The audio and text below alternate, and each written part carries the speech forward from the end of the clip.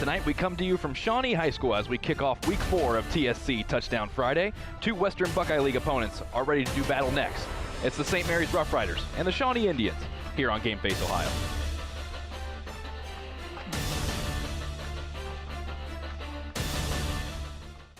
You're on the go and don't have time for cords to be tying you down. That's why TSC created the Cord Cutter Bundle.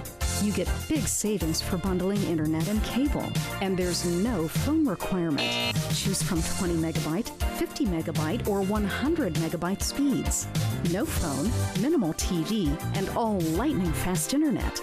Ask about the Cord Cutter Bundles and come home to TSC. It's easy as 1, 2, 3, call TSC.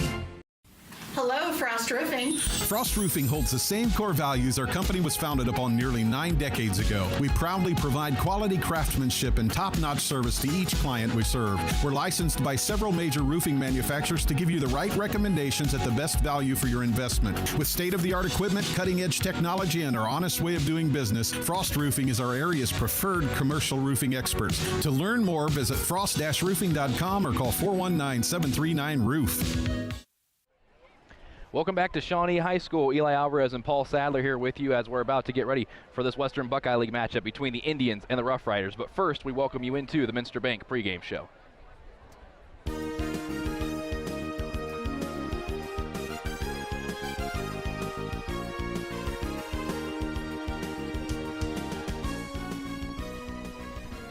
Well, Paul, you look at these two teams and what they bring to the table. Two very different weeks last week for these squads. Yeah, you know, and we expected this to be a really competitive game because last year we had an instant classic between these two teams that wasn't decided until a 2-point conversion attempt in overtime where the Roughriders came out a 1-point victor.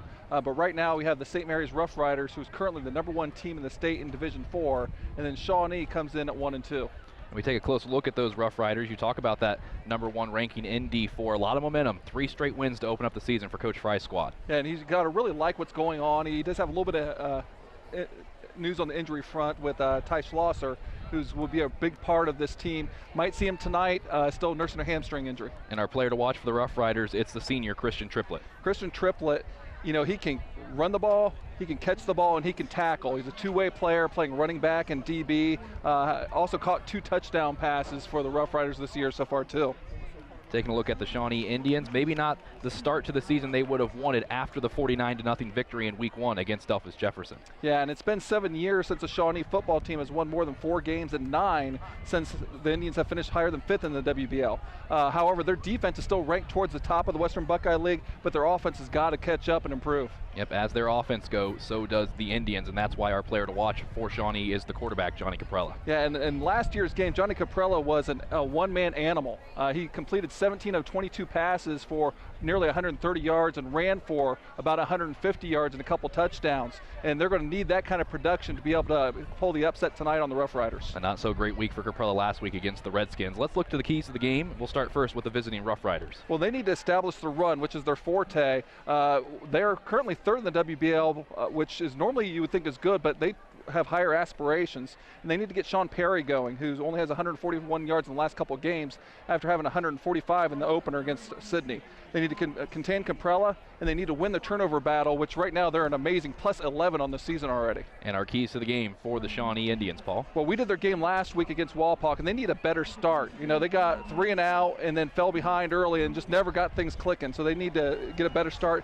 Their defense, while a strength, they need to get off the field with 3 and outs and not let long, drawn-out drives. They need to protect their quarterback, Caprella, and sustain some drives and avoid the negative play.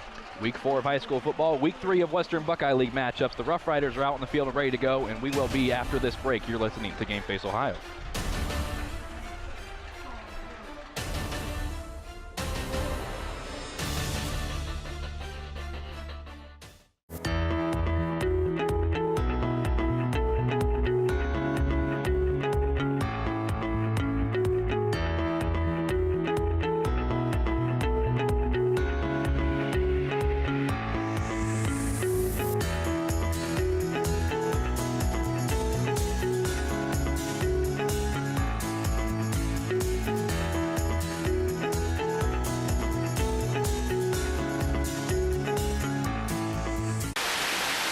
sometimes you just don't want to get out of your car. That's why TSC has made it easy for you to pay your bill. We have drive-up payment drop boxes at our St. Mary's and Wapakoneta offices. Just pull in, drive around, and drop off your payment. Just one more convenience to show you how much we appreciate you. TSC, give us a call and see. It's easy as 1, 2, 3, call TSC. Welcome to TSC Touchdown Friday, brought to you by Telephone Service Company, Frost Roofing, Minster Bank, Owen Kitchen and Bath, Merritt Real Estate Professionals, IC Signs, Stars and Stripes Graphics, and the Wapakoneta Family YMCA. Back here at Shawnee, Eli Alvarez and Paul Sadler with you. Week 4 of high school football, week 3 of Western Buckeye League matchups getting underway. Roughriders come out perfect 3-0 after 3 weeks of football. The Shawnee Indians had a great week in week 1, but the last 2 weeks not so great, but it's been a great night for football so far, Paul. Oh, beautiful. The showers of last week have passed us, and we're a long way from Hurricane Florence. That is for sure, and a nice breeze going across the field as well. It's a beautiful night for football here in Shawnee, and we talked a little bit last in the pregame show, Paul, about last year and the meeting and how it went between these two squads. Coach Fry, I'm sure if you go back to that game, he'll say there's a lot of things they could have done differently. But overall, it was such an entertaining game. We're hoping to get the same out of this week's matchup. Oh, certainly, and it was, both offenses were never say die, and there's some big defensive plays mixed in there too. So we'd love to see something like that as we have a battle of two very veteran coaches. Doug Fryer in his second tenure here at St. Mary's, and Jerry Cooper, while his first year here at Shawnee, a longtime coach in the area. It'll be the All-Western Buckeye League honorable mention kicker and Gabe Vanderveer to boot it off long for the Roughriders, as Christian Ford and Justin Benke are back deep for the Indians. A great atmosphere here at Shawnee. The Roughrider faithful are out, so are the Shawnee faithful. Homecoming night. It is homecoming night, as Vanderveer gets this one down to about the 2, and it was muffed originally by Benke, picked up by Ford as he comes up to the 15, and that's where Johnny Caprella and his offense will take over.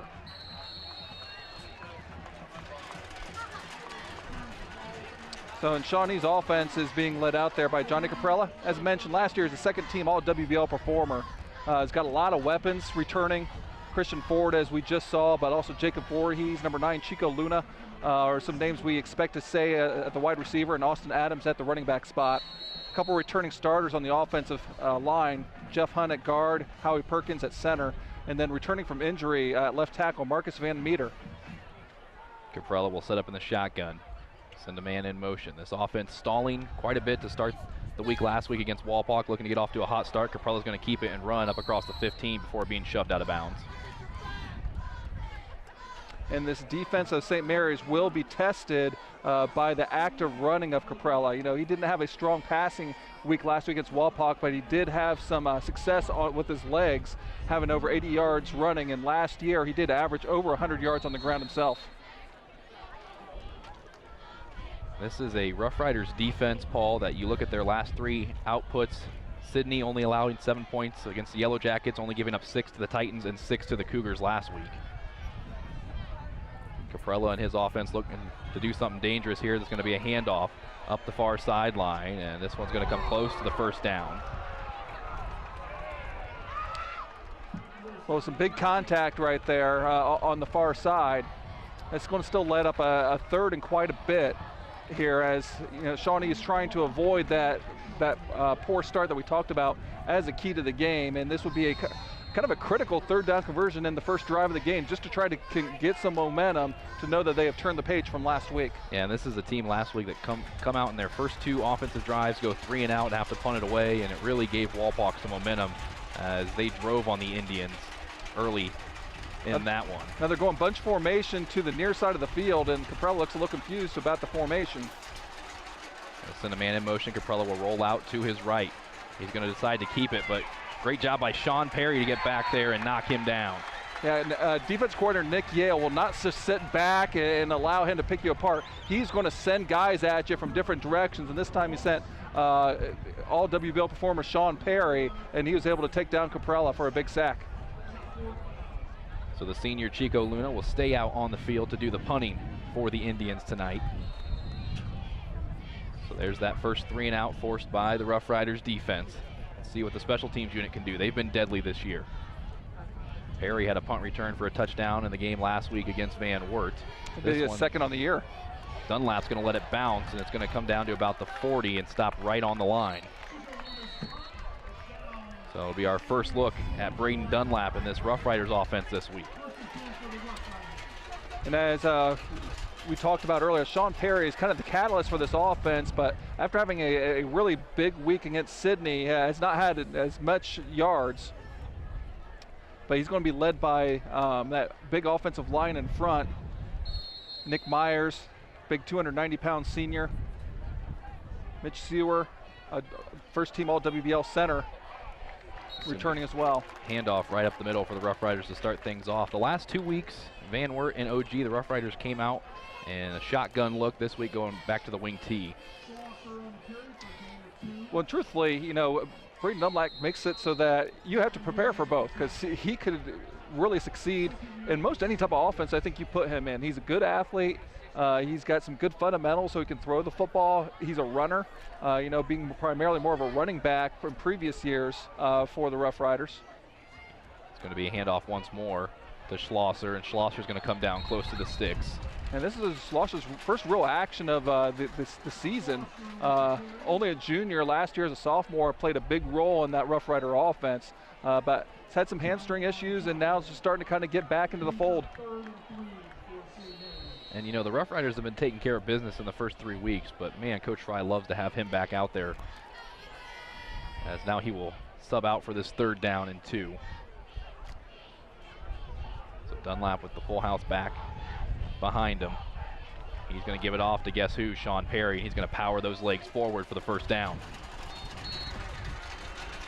Now we haven't got a chance to really talk about Shawnee's defense, and it's a real junior-dominated defense, especially in the front. They run kind of a variation of the 50 defense with outside linebackers that might be on the line, might be off the line, and Hefner and Schoonover, number 6 and 15. Got some good size up front. Joey Hale, returning starter on the defensive line at 200 pounds. Looney at 265, and Matthew Bean at 230. Perry's going to get it once more. He has some room in front up to the 40. Spinning, staying alive across the 30 up to the 25. Sean Perry showing how explosive he can be. And Chico Luna had an opportunity to kind of make a play on the sideline. Instead of trying to use his arms to wrap up, just put a shoulder out there, and Perry was able to just scoot right by him. So St. Mary's offense moving the ball well here on this first drive. Here we can see the replay, and you can see just that little token shoulder and just a little cut to the inside is able to evade that. You really need to put your arms through. The coaches are wanting a little bit more of a form tackle than that. Just under 9 minutes to go here in the first quarter. There's a give straight up the middle. It's going to go for positive yards, about 5. And just a straight dive play. Running that in the full house. You could run that in a straight wing T, where it's just a matter of you get the ball from center as quickly as you can, and then you just stick that ball out there, because that halfback is just sprinting as fast as he can, and that ball better be there. You know, it's interesting, each coach that St. Mary's faces has a different philosophy on how to stop their offense, how to stop the wing T. I don't know if anybody's perfected that yet on how to stop this offense, because they just wear down on you. Even if it's not working in the first half, in the second half they find a way to get it going. And Schlosser's got it going here early. He's up to the sticks. Nice play there by Sheridan O'Neill. Basketball standout. I believe this is his first year playing football. Yeah, and Sheridan, the homecoming king, announced before the game tonight. I don't know if you can see his crown out there, if he still has it on. As we've got a 3rd down and 2 for St. Mary's here in the red zone. So, but again, this is the 3rd down that Doug Fry teams want, 3rd and short. Shawnee's going to pack the box. They're going to give it right up the middle to Perry, and Perry looks like he has enough for the 1st. You look around at the campus here on Shawnee, and it really is a nice place to watch a football game. Very open, a lot of different angles. You can get a good look at the field, and the field conditions are great for week 4.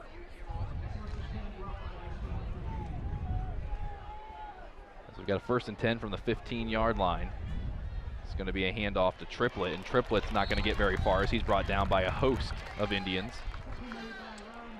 Yeah, Ryan Van Meter looks like he's the first one to kind of get there, and nice play for holding them for a short gain that time of the Indians defense. So the St. Mary's offense doing what they do best, and that's chewing some clock here in the first quarter. Down to about 7 minutes remaining. 2nd down and 9 for Dunlap. He's gonna fake the handoff. It's gonna be a straight dive up the middle as he faked it to Triplett, and that picks up a 1st down, and the Roughriders knocking at the door. Sean Perry with a nice run. Well, check that. It's actually their patented trap play where they hand him the ball just to the left of center, then he bends it back to the right following the pulling guard. It's been a very effective play for the Roughriders, and specifically Sean Perry this year. It's going to be a QB keeper for Dunlap right up the middle. He scored quite a bit on that, and we're waiting for an official signal. It looks like he may just be short. And if he did, he's actually tied for 1st right now in rushing touchdowns for the year with 5. Surprisingly enough, or ironically enough, the person he's tied with is Johnny Caprella. So you have 2 quarterbacks opposing each other, leading the WBL in rushing touchdowns. Dunlap's going to keep it again, and this time Braden Dunlap, I think he's got enough. We just have to wait on the signal. And there it is. The Roughriders strike first as Braden Dunlap keeps it himself. So he goes ahead and breaks that tie between him and Caprella, but more importantly, it does give the Roughriders the first score in the lead of the game. I think he heard you. As Gabe Vanderveer will come on to add on to this 6-point lead. The ever reliable Gabe Vanderveer in his final year kicking for the Roughriders. Good snap, good hold. And the kick is good as well. 7-0 St. Mary's up on top of Shawnee here early. You're watching Game Face Ohio.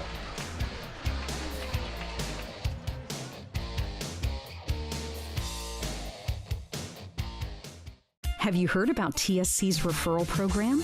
Refer your friends and family and you both get a credit matching the services they chose. That's right, we'll credit your invoice. There's no limit to the number of friends you can refer. So come back to your local hometown provider and bring your friends and family with you. We'll reward you both. TSC, give us a call and see. It's easy as 1, 2, 3, call TSC.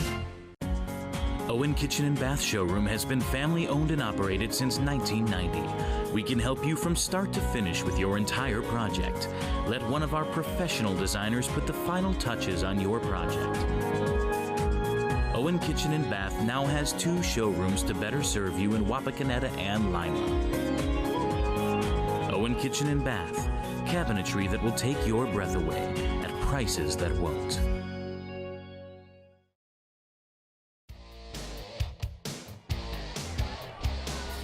The Roughriders strike first. Braden Dunlap with the QB keeper has them leading 7-0 here early against Shawnee. As Gabe Vanderveer will kick it from the 40. Vanderveer with a nice boot. It's going to be fielded at around the 4-yard line. Shawnee looking for a nice return out of Christian Ford, and Ford's going to bring it up just shy of the 25, and that's where Johnny Caprella and his offense will give it another shot. Yeah, 2nd time in a row. Good coverage by the Roughriders to start in special teams. And the Shawnee offense coming out for the 2nd time, as we mentioned, they can't afford to fall behind this offense. So they need to get some 1st downs, get some confidence, and kind of get some chemistry going with Caprella and his receiving core. Caprella will go under center for the first time tonight. And I don't believe we saw him under center at all last week. He's going to roll out on the bootleg, and he's not going to get very far. The ball comes out, but they're going to say he was down first. Yeah, but I think that's about a 5-yard gain, which isn't too bad on 1st down. That's kind of what they need. And here we look at the defensive starters for the Roughriders. A lot of experience, especially in the defensive backfield. Eddie Fowler currently the leading tackler, not only for the Roughriders, but also in the Western Buckeye League. Caprella back under center for 2nd and 5.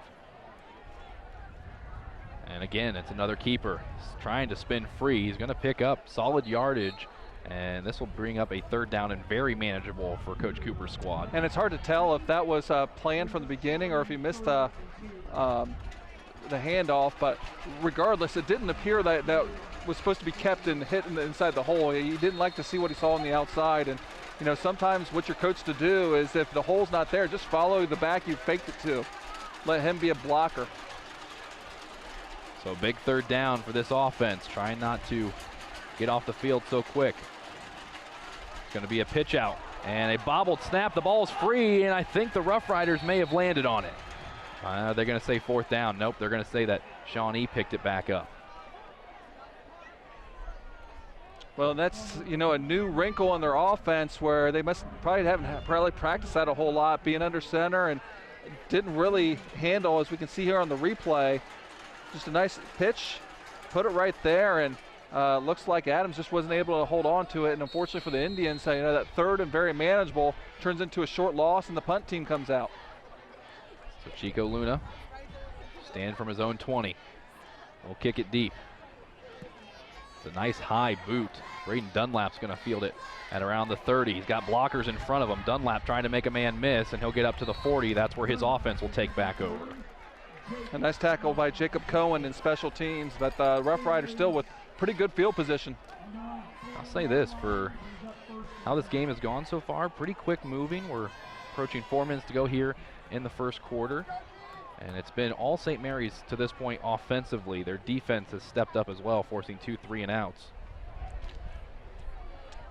Well, really the Indians desperately needs this defense to be able to get off the field and get a 3-and-out themselves. It's going to be a straight dive up the middle to Schlosser. Schlosser still moving around. He's got 8 Indians trying to bring him down, and a nice effort play by the young man. And Schlosser, not the biggest runner in the world. I mean, you know, only 6'1", 190, but he runs kind of bigger than that. Yeah, you look at that, and you can say the same about Sean Perry at 5'11", 185. Both of them have been taught to keep those feet moving. You know, Schlosser last year as a sophomore had over 650 yards rushing, good enough for 15th in the WBL. So, you know, getting him back gives them another big weapon in that backfield.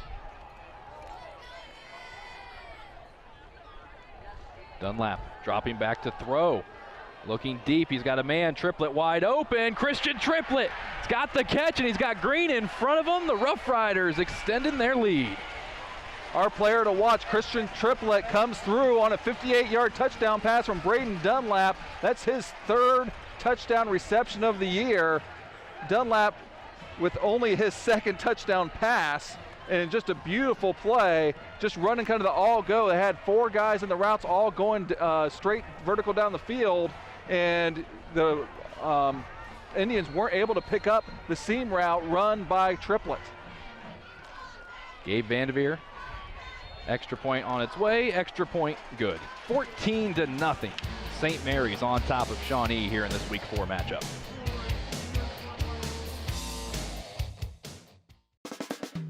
Stars and Stripes Graphics is your local screen printer located just east of the St. Mary's Memorial High School.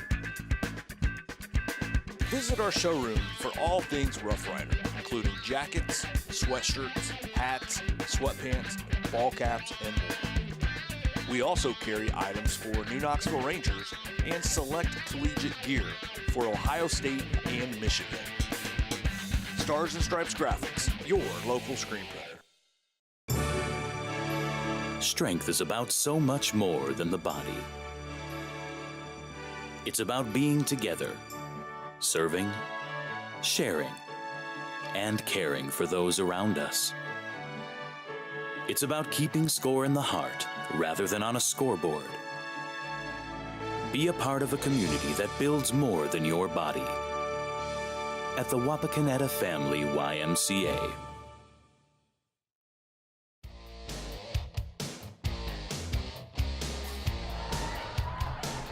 A 58-yard pass from Dunlap to Triplett, making it 14-0. St. Mary's, as on the return, we've got a flag coming in behind the play.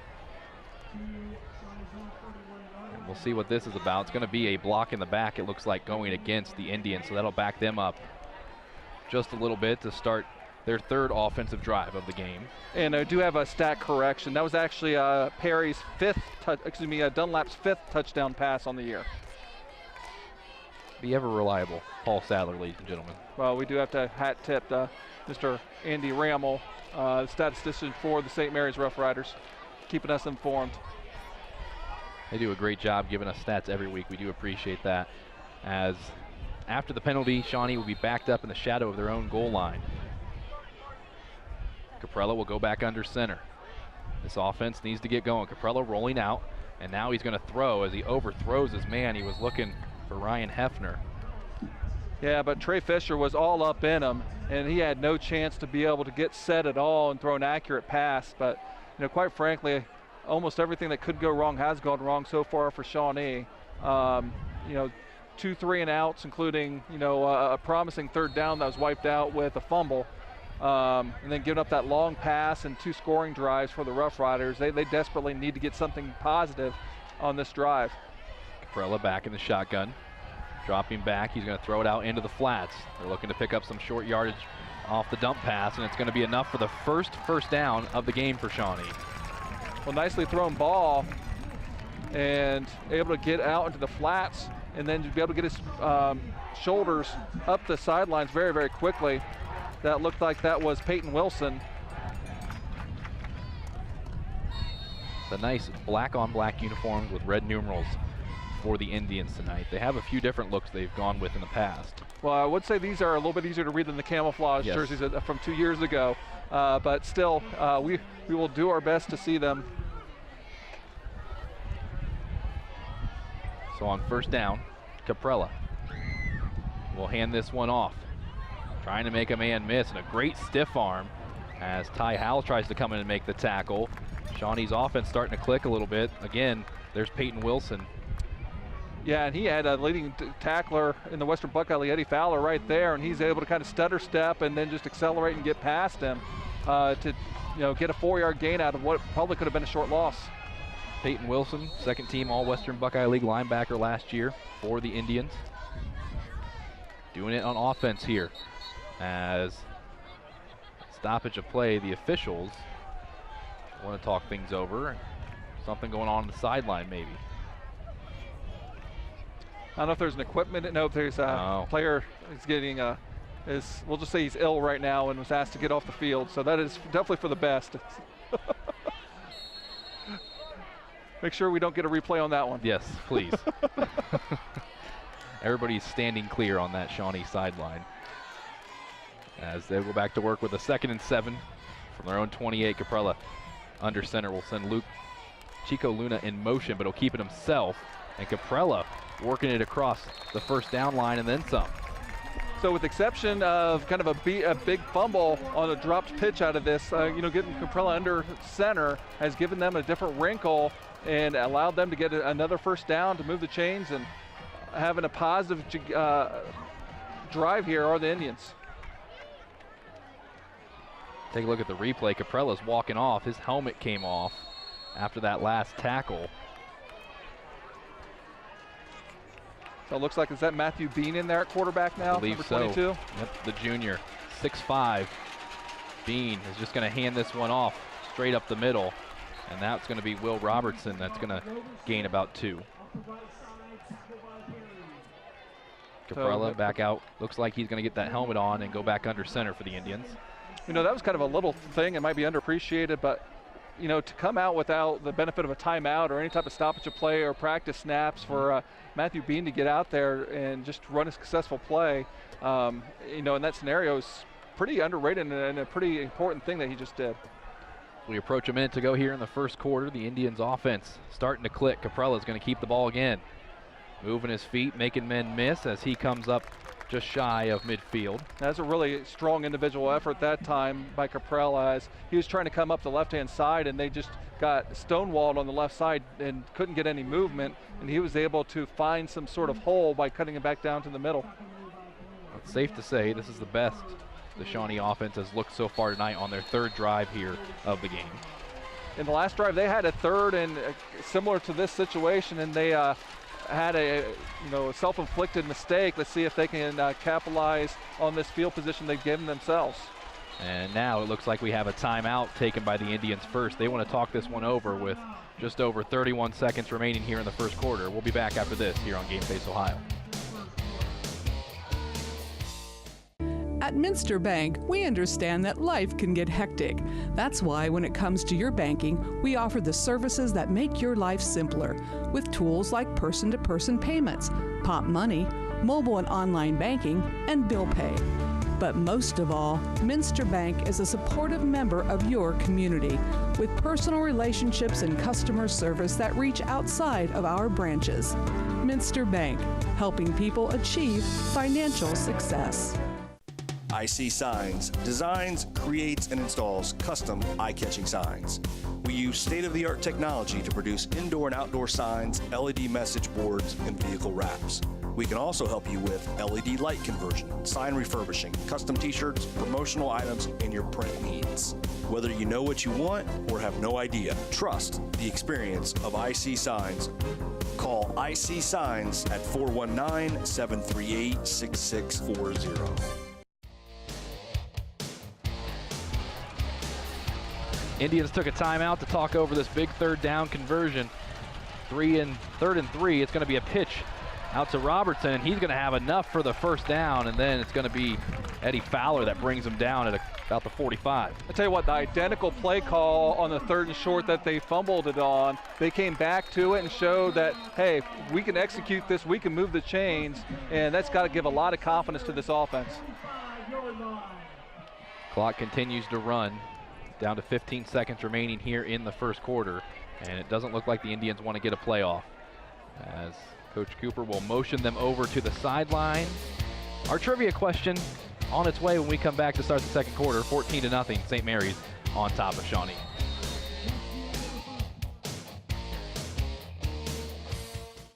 You're on the go and don't have time for cords to be tying you down. That's why TSC created the Cord Cutter Bundle. You get big savings for bundling internet and cable, and there's no phone requirement. Choose from 20 megabyte, 50 megabyte, or 100 megabyte speeds. No phone, minimal TV, and all lightning fast internet. Ask about the Cord Cutter Bundles and come home to TSC. It's easy as 1, 2, 3, call TSC. Hello, Frost Roofing. Frost Roofing holds the same core values our company was founded upon nearly 9 decades ago. We proudly provide quality craftsmanship and top-notch service to each client we serve. We're licensed by several major roofing manufacturers to give you the right recommendations at the best value for your investment. With state-of-the-art equipment, cutting-edge technology, and our honest way of doing business, Frost Roofing is our area's preferred commercial roofing experts. To learn more, visit frost-roofing.com or call 419-739-ROOF. About to start the second quarter of play here from Shawnee. 14-0, St. Mary's on top in this Week 4 matchup. Eli Alvarez and Paul Sadler here with you. As each week we do this thing where Paul decides he wants to embarrass us. AJ's not here this week, so I guess I'm going to take the grunt of all the work as we've got the Finkelmeyer Insurance Agency trivia question. Well, our question is, how many WBL football titles does St. Mary's have? How many? How many? You know, I should know that.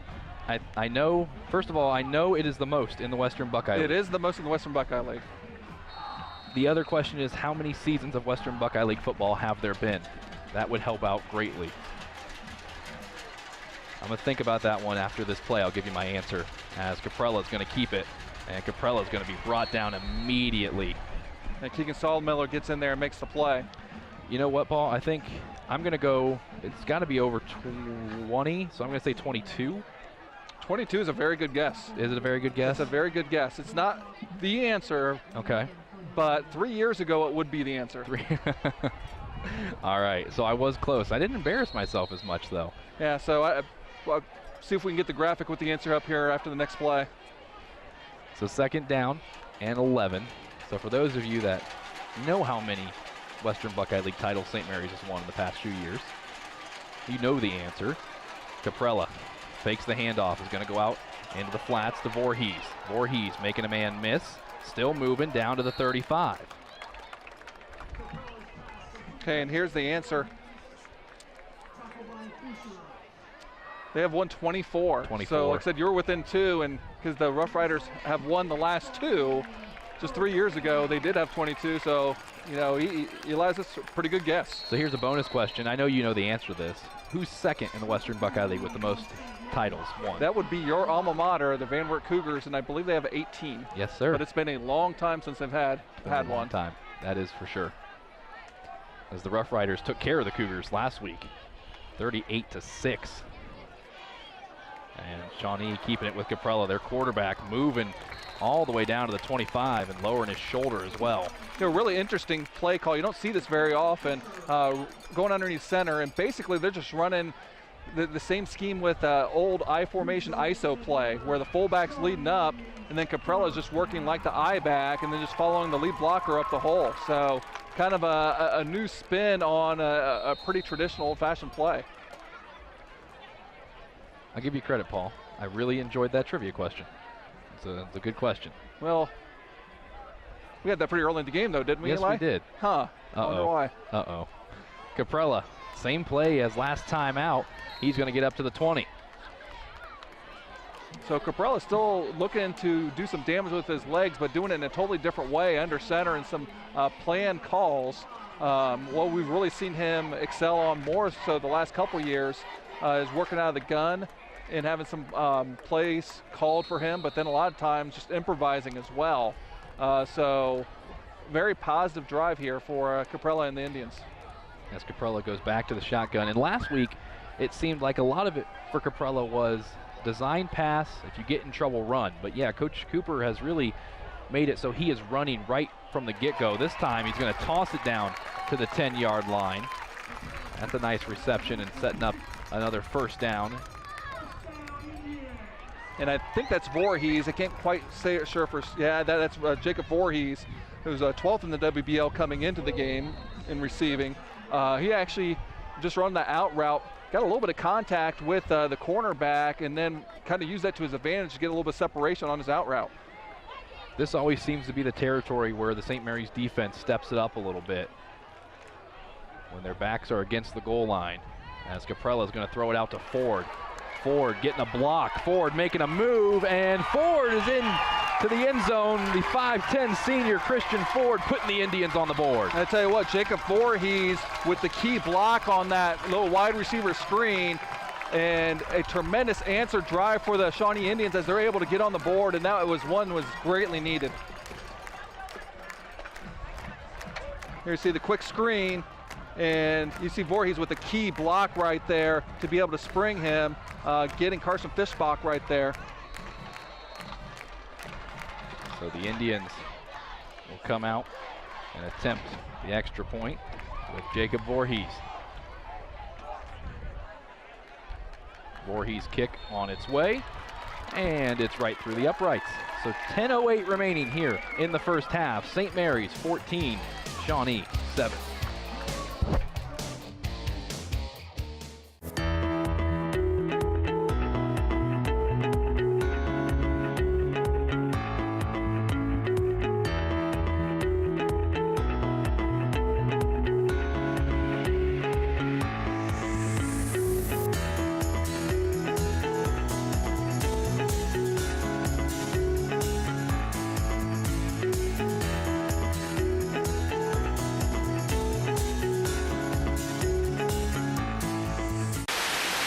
Sometimes you just don't want to get out of your car. That's why TSC has made it easy for you to pay your bill. We have drive-up payment drop boxes at our St. Mary's and Wapakoneta offices. Just pull in, drive around, and drop off your payment. Just one more convenience to show you how much we appreciate you. TSC, give us a call and see.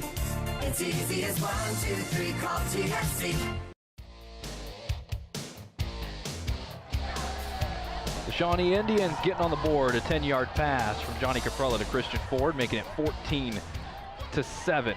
As St. Mary's now with a nice return. Oh my goodness, look who it is. Sean Perry breaking tackles across midfield all the way up to the 35. And that's why you usually don't see teams take it deep to the Rough Riders at all, because Perry can take it to the house any single time, as well as Braden Dunlap can as well. So a rare opportunity to return in again, makes the most of it, and Perry actually trotting off, get a little bit of a breather. Well, he deserves it, setting his team up in great field position. See the kind of the replay. Nice job by the Rough Riders in blocking. Really didn't have to break many tackles until he got near midfield. So first down so, from the 35. But the Indians need to capitalize on some of the momentum they just got, so their defense is going to have to step up. Hand off to Ty Schlosser, right up the middle, and Schlosser's going to gain about 3. And that is one nice thing with Schlosser being back this week. You don't have to rely as heavily on Sean Perry. However, you and I talked about before the game, it seems like Coach Fry's taken a little bit of the workload away from Sean Perry after that Week 1 game against Sydney. Well, you know, usually they don't get it done with just one back in the Rough Rider offense. You know, they usually have a stable of guys they can kind of depend on so that anyone can kind of go off on a given night. And, you know, I think that they're trying to establish to find some guys that they can depend on besides just Perry. Speaking of dependable, Christian Triplett, who had the second touchdown of the game for the Rough Riders, was a nice run. And you talk about those backs, Perry, Schlosser, Triplett, you know, Fishbach contributes as well. We've seen Ethan Freewalt in there. So a lot of St. Mary's backs have touched the ball this year, and they've been for meaningful snaps and meaningful moments of the game. And here we see Perry coming back on, as well as Carter Ballweg, who we've seen be a game changer with a couple interceptions on defense, as well as a touchdown reception as well. So you have to watch out for him. There's going to be a handoff back to Ty Schlosser, and Schlosser is going to move it down to the 20, and it'll be enough for a Rough Riders first down. Really good job hitting that play outside by Schlosser, but he kind of didn't quite have his footing as much as he would have liked, and he was able to kind of go down when the first contact, which is a little unusual for him. Well, the sun has gone down behind the tree line, and it has become a little bit more cooler out here. It's a great night for football. We've got a 1st and 10 from the 20. For Coach Fry and his offense, Dunlap under center. We'll give it to Sean Perry, and Sean Perry, as he always does, keeps moving those legs. Paul, Sean Perry, one of those backs, and it seems like with everything that number 7 comes with, Eric Spicer a few years back being the main guy, we talked about the other backs that are involved, but when they need a go-to run, when they need someone that they can count on, they go to Sean Perry. Oh, certainly, and why wouldn't you? You know, the senior has been through some of the battles for him over the years. He's going to get it once more up to the 15-yard line, bringing up a 3rd down now for the Rough Riders. And, you know, he brings a different dimension because running between the tackles, generally speaking, you kind of associate kind of big bruising fullback, you know, that weighs a lot to run between the tackles. And, you know, the Rough Riders don't do that. You know, they run Perry, who's 185. You know, while he's a strong runner, you know, he's not big and bulky. You know, he's a kind of a speed guy. And he's been very effective in that role. So big 3rd down. Now they got Schlosser there at the fullback. 3rd and 5. It's going to be a handoff right up the middle, and it'll depend on the spot, but it is very close. Yeah, it looks like they're marking it where it should be a 1st down, but that time Triplett got pushed back, and you know, sometimes you see some guys, if their feet get caught on that, you know, potential injuries take place, and luckily that didn't seem to be the case. And also good for the Rough Riders cause is that it was enough for a 1st down. Now they need 10 yards, not only for a 1st down, but for 6 more points. So, and again, the Shawnee defense, statistically one of the better in the Western Buckeye League. They need to be able to get a stop at some point, and right now their offense showed that they can score. They need to keep this Rough Rider offense out of the end zone. And now we have a timeout taken by the Indians with 6:43 remaining here in the first half. A 14-7 lead for the Rough Riders. We'll be back after this here on Game Face Ohio. Have you heard about TSC's referral program? Refer your friends and family and you both get a credit matching the services they chose. That's right, we'll credit your invoice. There's no limit to the number of friends you can refer. So come back to your local hometown provider and bring your friends and family with you. We'll reward you both. TSC. Give us a call and see. It's easy as 1, 2, 3. Call TSC. Owen Kitchen and Bath Showroom has been family owned and operated since 1990. We can help you from start to finish with your entire project. Let one of our professional designers put the final touches on your project. Owen Kitchen and Bath now has 2 showrooms to better serve you in Wapakoneta and Lima. Owen Kitchen and Bath, cabinetry that will take your breath away at prices that won't.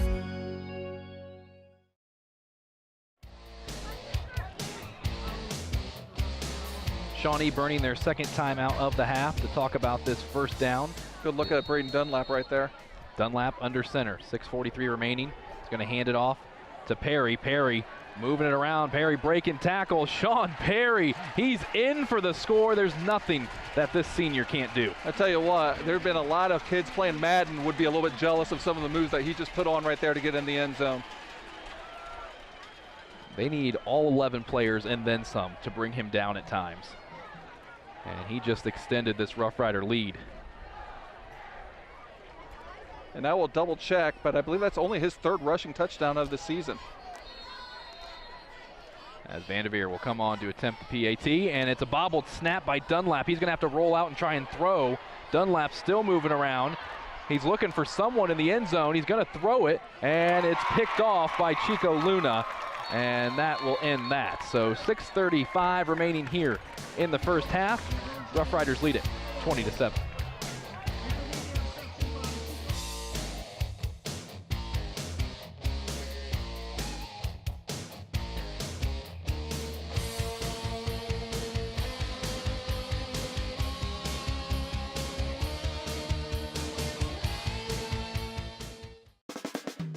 Stars and Stripes Graphics is your local screen printer located just east of the St. Mary's Memorial High School. Visit our showroom for all things Rough Rider, including jackets, sweatshirts, hats, sweatpants, ball caps, and more. We also carry items for New Knoxville Rangers and select collegiate gear for Ohio State and Michigan. Stars and Stripes Graphics, your local screen printer.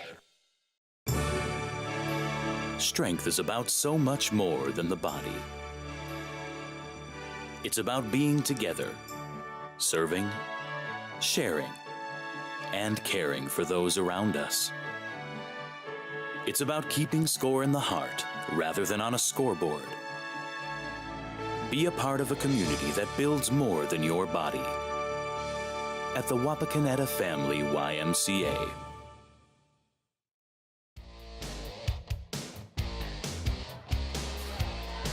(20-7). St. Mary's leads it. And you got Alvarez, Paul Sadler here with you. Got a good look at the patriotic theme here of the Rough Riders student section. They always come out and support, no matter home or away. We're stationed right behind the Shawnee student section. Very well represented themselves. For sure. As this one is going to be fielded by Benke, and he's going to bring it up to around the 30-yard line, and that's where Johnny Caprella and his offense will take back over. So last time they had the ball, the Indians were able to take it all the way and put it in the end zone, but unfortunately for them, the Rough Riders, sparked by a long kickoff return by Perry and then capped off by a Sean Perry run, was able to answer quickly, but a missed extra point, we'll see if that comes into play.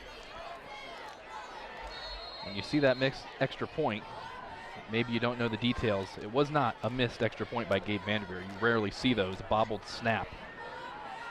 As Caprella, design QB draw, bounces it to the outside, still moving his feet, and he made something out of nothing right there, Paul. Yeah, and you were right. That's a traditional QB draw. You know, takes a 3-step and then just kind of goes. You don't see that a whole lot right now in this day and age. But Shawnee with a new look under center and got a very effective guy that can execute it. So 2nd down and 5 for the Indians. We'll see what they come up with here. Caprella back under center. Again, QB keeper Caprella with room in front with a nice little cutback, and he's going to come close to midfield, and a penalty marker coming in late, several. I believe there's 4 of them. All kind of agree that Eddie Fowler, came in a little bit too late with that, and that's going to cost them 15 yards. So a very uncharacteristic penalty by the St. Mary's defense. Yeah, self-inflicted. Caprella's down, and there's no need for in the high school game when someone's down, you don't have to touch him. He's going to be down. Where we'll watch the play again. Another keeper going off tackle. Caprella goes down, obviously down, and then that's way too late. Try to put a shoulder down defenseless guy that's already down. So something that the coaching staff of the Roughriders obviously don't want to see repeated. So that'll help out the Indians as it moves them across midfield and then some to the 40. Caprella back in the shotgun. He's going to send a man in motion. It's Sargent. Going to hand it off to Ford, and Ford making some guys miss. Ford showing how quick he is as he's going to be brought down shy of the 15. A little counter play and a key block by guard Jeff Hunt, putting his guy to the ground, really opened up that hole. Christian Ford responsible for the only Indians score of the game so far. And it's really amazing what confidence will do as we watch this replay. And there you can kind of see this block right there on that side of the screen that kind of really set him off. But again, the first 2 drives, not a whole lot going for the Indians. And then just that one drive where they got that first down, and now all of a sudden you're feeling pretty good about yourselves. And, good things will start happening. Caprella with about a pickup of 1 or so. We come down to 5 minutes remaining here in the first half.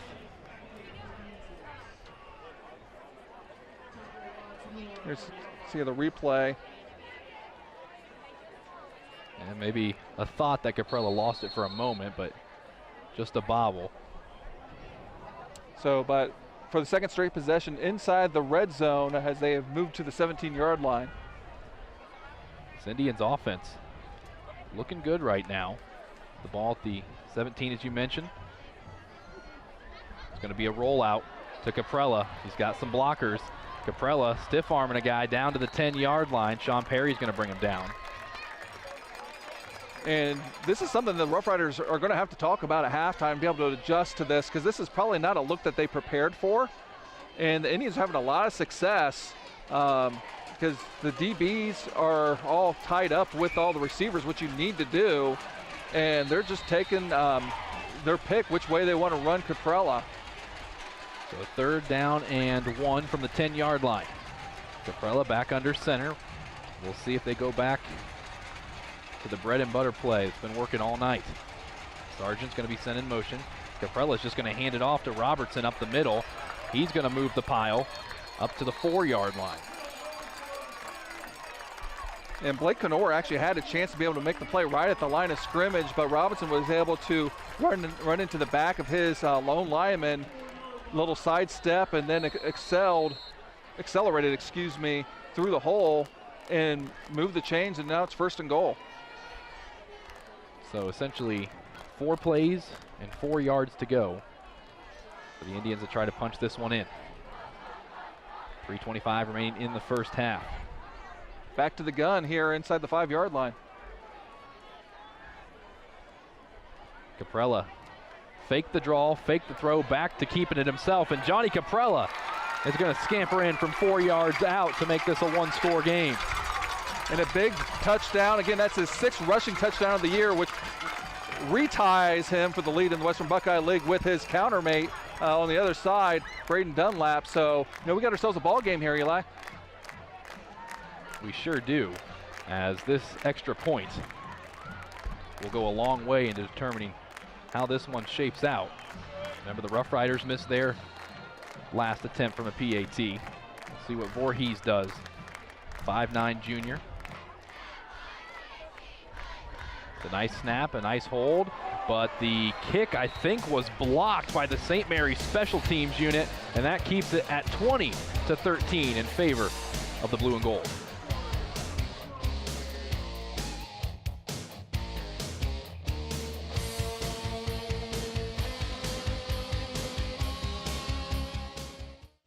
At Minster Bank, we understand that life can get hectic. That's why when it comes to your banking, we offer the services that make your life simpler with tools like person-to-person payments, Pop Money, mobile and online banking, and bill pay. But most of all, Minster Bank is a supportive member of your community with personal relationships and customer service that reach outside of our branches. Minster Bank, helping people achieve financial success. IC Signs designs, creates, and installs custom eye-catching signs. We use state-of-the-art technology to produce indoor and outdoor signs, LED message boards, and vehicle wraps. We can also help you with LED light conversion, sign refurbishing, custom t-shirts, promotional items, and your print needs. Whether you know what you want or have no idea, trust the experience of IC Signs. Call IC Signs at 419-738-6640.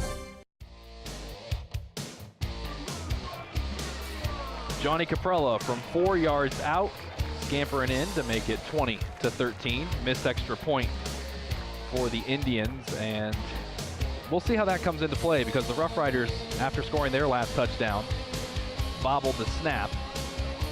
That's why you see a 20-13 score. But I tell you what, Paul, you have to be excited if you're an Indians fan. This offense has found its rhythm. Yeah, and on homecoming night, big crowd right here. You know, the Indians offense has risen to the occasion. This one's going to be fielded about the 20-yard line. And it's going to be Dunlap that'll bring it up to the 35. Now, if they want to win this game, this is a key drive. They've gotten some momentum back, but they have yet to stop this Rough Rider offense. And with the Rough Riders going to get the ball first in the second half, they don't want to go down halftime down 2 scores. So this is a key drive in the game. You know, the Indians need to be able to draw a line in the sand and be able to stop this offense. And we'll see how Coach Cooper adjusts, just as we'll see next time Shawnee's offense is out there, how Coach Fry will adjust to the new rhythm that this Shawnee offense has found. As this will be a give to Christian Triplett. Triplett with blockers in front of him is going to be brought down just shy of the 45. And nice pursuit there by Robertson to be able to make the play, but still good gain there for the Rough Riders on first down. Robertson wore the number 55 last year for the Indians, brought it down to the number 3. And, you know, he's a linebacker, also listed as a running back, had a few carries tonight as well. But Robertson, one of those players you got to watch out for the Indians, 5'8", 190 junior. Well, he's built enough to where he could be a double-digit number. Yes, that is for sure. As Dunlap will give this one off to Ty Howe. Howe breaking tackles. Howe still moving all the way down to the 35. He's going to be shoved out at the 30. You know, Ty Howe is kind of taking over the role that Braden Dunlap had last year for this offense, where he could kind of do almost anything they need him to, but they use him a lot more on defense. We've seen him already throw a touchdown pass this year. He's an explosive player when he gets the football. Just doesn't have a lot of carries, but he can be very effective for him. And it looks like we've got a timeout taken by the Shawnee Indians with 2:16 remaining here in the second quarter. 20-13, St. Mary's on top in this Week 4 matchup.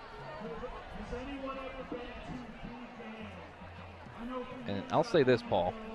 We look at this matchup. We look at last year, of course, an exciting Indy last year going all the way to overtime. The Indians decide to go for 2 to try and win the game, and the Rough Riders stop them. This has the makings, don't want to speak too soon, but this has the makings of being another one of those instant classic type of games, especially now that Shawnee has found some rhythm. Yeah, but they're doing it a really different way this time. You know, under center last year, you know, they had 200-yard rushers. Grant Wheeler had a big game on the ground. As with Caprella, as I mentioned, threw for about 130, ran for about 140. So having a lot more success on the ground tonight, or Shawnee, not as much through the air, but still a very exciting game last year. You know, probably one of the best that we've broadcast here at Game Face Ohio. So, you know, we would be very lucky if that lived up to that standard. I would agree with that. 1st and 10 from the 32 after the timeout. It's going to be a handoff right up the middle as the Rough Riders continue to move the ball well. And that was Ty Schlosser. Actually, it might have been Ty Howe, but I believe it's Schlosser. The Rough Riders are going back to the line quickly. is going to be another give, and it is Schlosser this time for sure. He's going to be close to a first. You know, most people associate no huddle, hurry up offenses with, you know, the spread and passing and so forth. St. Mary's can go up tempo just like that, but they're still just going to primarily try to keep the ball on the ground, and they've attempted one pass so far this game, but it was a pretty big one. They do have all 3 of their timeouts remaining. Hand off to Perry, and there he is for the first down up to the 20. And that was a nice stick by the Indians, but still enough for first down yardage. When they reset the ball, clock will start up, and we're about minute 25 remaining here in the first half.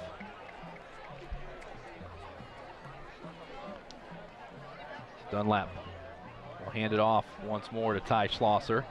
Clock continues to tick down to a minute 15. Nice tackle there by Jacob Cohen, leading tackler for this Shawnee defense. Roughriders in and out of the huddle so quickly. They're actually huddling, but they're back on the line by the time the referees blow it back into play. Perry's going to get it on the counter play, and Perry's going to take a hit. Picked up maybe 2 on the play before being brought down. And I believe that's Jacob Cohen once again, and that's a rare time you see someone get a square shot on Sean Perry. We'll take a quick break. We'll be right back here on Game Face Ohio. You're on the go and don't have time for cords to be tying you down. That's why TSC created the Cord Cutter Bundle. You get big savings for bundling internet and cable, and there's no phone requirement. Choose from 20 megabyte, 50 megabyte, or 100 megabyte speeds. No phone, minimal TV, and all lightning fast internet. Ask about the Cord Cutter Bundles and come home to TSC. It's easy as 1, 2, 3, call TSC. Hello, Frost Roofing. Frost Roofing holds the same core values our company was founded upon nearly 9 decades ago. We proudly provide quality craftsmanship and top-notch service to each client we serve. We're licensed by several major roofing manufacturers to give you the right recommendations at the best value for your investment. With state-of-the-art equipment, cutting-edge technology, and our honest way of doing business, Frost Roofing is our area's preferred commercial roofing experts. To learn more, visit frost-roofing.com or call 419-739-ROOF. So the Roughriders burn their first timeout of the half with 55 seconds remaining, 20-13. But they're left with a 3rd and 7, which is kind of a longer than they're used to, and they come out in a different formation. Interesting look as Dunlap's going to drop back to throw. Now he's being pressured, has to roll around, looking for guys down the field. He's got about 6 of his teammates in the end zone. He's going to chuck this one up, and it's almost caught through the hands of Carter Ballweg. And kind of a dangerous pass as Chico Luna was darting in front of him to be able to try to make that interception. So incomplete pass for only a second pass attempt of the game for Dunlap. And Coach Fry wastes no time. He sends out Gabe Vanderveer. So Vanderveer on to try to make it a 10-point lead. Looks like it'll be a 33-yard attempt. 1 for 1 this year, good from 39. This one on its way. And it is no good, wide left. So Shawnee's defense holds 20-13, still our score with 41 seconds remaining. The Indians will take back over on down.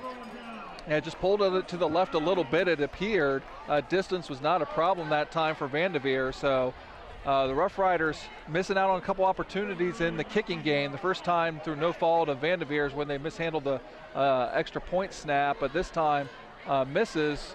And for the first time, the Indians are able to keep the Roughriders off the board. So we'll see how Shawnee decides to play this with 41 seconds on the clock. Now think back to week 1. Sydney was in a similar situation. They were very aggressive, and they ended up turning the ball over. So given where you're at in the field, I do exactly this. You run the ball. If you happen to pick up some big chunks of yardage, you can change your mind what you're doing. But you have no timeouts left. And unless you break a really, really long one, you know, the risk return probably isn't worth it. And considering how the game started, you got to feel fairly good about yourself to where it's a 20-13 game at halftime. Makes it 2nd and 1 after Wilson's 9-yard scamper, and Caprella will go back into the shotgun, looking to throw deep with 5 seconds left. Now he's just going to throw this one out of bounds, and the clock will stop with under a second on it. Yeah, and I'm pretty sure that's going to be intentional grounding. The officials are talking about it right now. Are they talking about that? They're also pointing at the clock as well. Well, if you remember, in the pros in college, if you're outside the pocket, you can throw it away as long as it gets past the line. There's no intentional grounding. Yeah, there's the flag. But in high school, they don't have that rule, which I think is silly. I think from player safety standpoint, we talked about last week. If you're outside the pocket, they see their favorite teams do this on every Saturday and Sunday. He's just trying to get rid of the ball so he doesn't get hit, which again is a player safety. I kind of wish they would standardize that rule amongst high schools and go along with the college and pro. I think it just makes a lot of sense. But as I kind of mentioned, when you're this deep in your territory, sometimes only bad things can happen. Maybe you would just want to take it to halftime, talk about some adjustments and, feel good that, you figured some things out on offense and maybe can have another big second half offensively. So Caprella will go under center for the final play of the first half. He's just going to bring it all the way back to the 10 and take a knee. So that'll do it for the first half of play. A hot start for the Roughriders, but the Indians have picked it up here in the second quarter.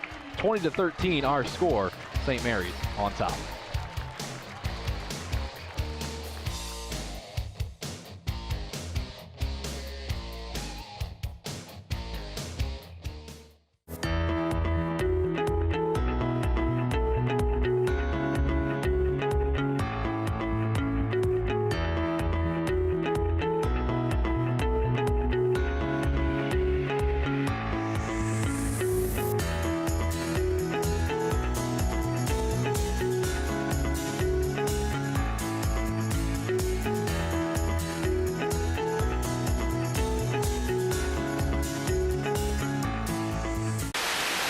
Sometimes you just don't want to get out of your car. That's why TSC has made it easy for you to pay your bill.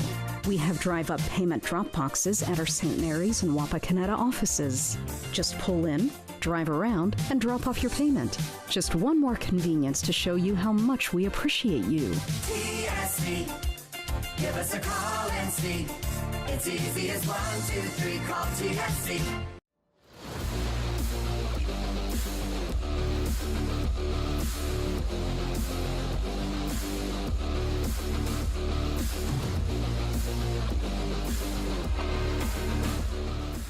The pride of the Indians outperforming here at halftime, as it's the Roughriders on top, 20-13 here at Shawnee High School. Eli Alvarez and Paul Sadler with you. And Paul, we've had a great game to this point. The Indians have kept it close, and let's look at our scoring summary to see how things have shaken out to this point. Started off with the Roughriders on the board first, a 1-yard run from Braden Dunlap, making it 7-0. Then they decide, let's go to the air. Dunlap, 58 yards. The big number 6 Christian triplet, making it 14-0. But the Indians had a response in the second quarter, a 10-yard pass from Caprella to Ford, making it 14-7. Roughriders respond with the number 7 of their own, Sean Perry, 10 yards out in the second quarter, making it 20-7. A bobbled snap. PAT was no good, and then Johnny Caprella from 4 yards out runs it in, making it 20-13, as the Indians had some trouble with their PAT as well. And now Paul has some stats for you. Yeah, and Shawnee really rebounding after the first 2 drives where they went 3 and out, but still St. Mary's holds a total yardage advantage of 204 to 144, primarily on the ground, with 146 of those yards for St. Mary's on the ground. Another impressive statistic for the Roughriders, they are 5 for 6 on third down conversions, and the average drive start, really big key of the game.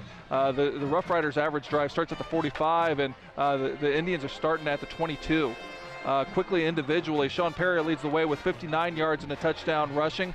Dunlap 1 for 2 passing with 58 yards, and that 1 touchdown pass to Christian triplet. Shawnee Caprella 4 for 6 passing for 46 yards and a touchdown, and also leading the way rushing with 47 yards on 15 rushes. Now let's take a look at one of the touchdowns you just saw in the scoring summary, and we do that by jumping into Sadler Schoolhouse.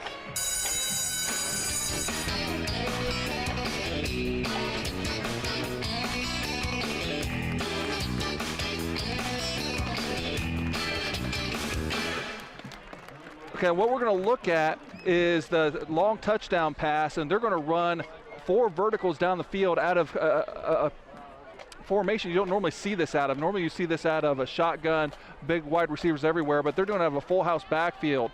And what they're going to do is run everybody deep. This guy's going to go right down the sideline. Christian Triplett's going to go just on the hashes. Tight end's going to outside release and go there.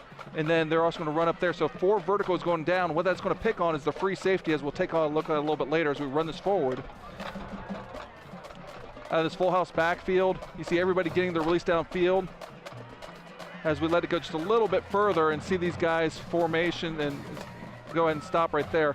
You can see their routes taking shape going down the field, and what that's going to do is have 4 guys going down vertically, and there's 1 guy in the middle that's going to be put in a position where he's got to choose which one to cover. So we go ahead and switch our view, and what we see right there is number 29, Peyton Wilson. He's in a position where he's wrong no matter what he does. He's going to cover this guy, he's going to cover this guy. Either way, he's going to be wrong because they'll just throw it to the other guy. Christian Triplett is able to split where he is as we go ahead and finish the play. And a perfect pass puts him right in stride and has a little bit of speed that throws off the angle that Wilson was able to do in a big pass play for the Roughriders. 20-13 our score here at halftime. And Paul, we talked about adjustments need to be made. A big adjustment you think needs to be brought up in the Roughriders locker room is how to stop Caprella from under center rolling out and getting those big yardage pickups. Well, they haven't seen that formation on film. At least they didn't run that last week against Walpock. So, you know, Coach Fry and defense coordinator Nick Yale are definitely in there talking about some adjustments that they need to make defensively to counteract that. So we'll see what the Roughriders do when they come out of the locker room. And we'll be back after this. 20-13, St. Mary's on top here in week 4. Have you heard about TSC's referral program? Refer your friends and family and you both get a credit matching the services they chose. That's right, we'll credit your invoice. There's no limit to the number of friends you can refer. So come back to your local hometown provider and bring your friends and family with you. We'll reward you both. TSC. Give us a call and see. It's easy as 1, 2, 3. Call TSC. Owen Kitchen and Bath Showroom has been family owned and operated since 1990. We can help you from start to finish with your entire project. Let one of our professional designers put the final touches on your project. Owen Kitchen and Bath now has 2 showrooms to better serve you in Wapakoneta and Lima. Owen Kitchen and Bath. Cabinetry that will take your breath away at prices that won't.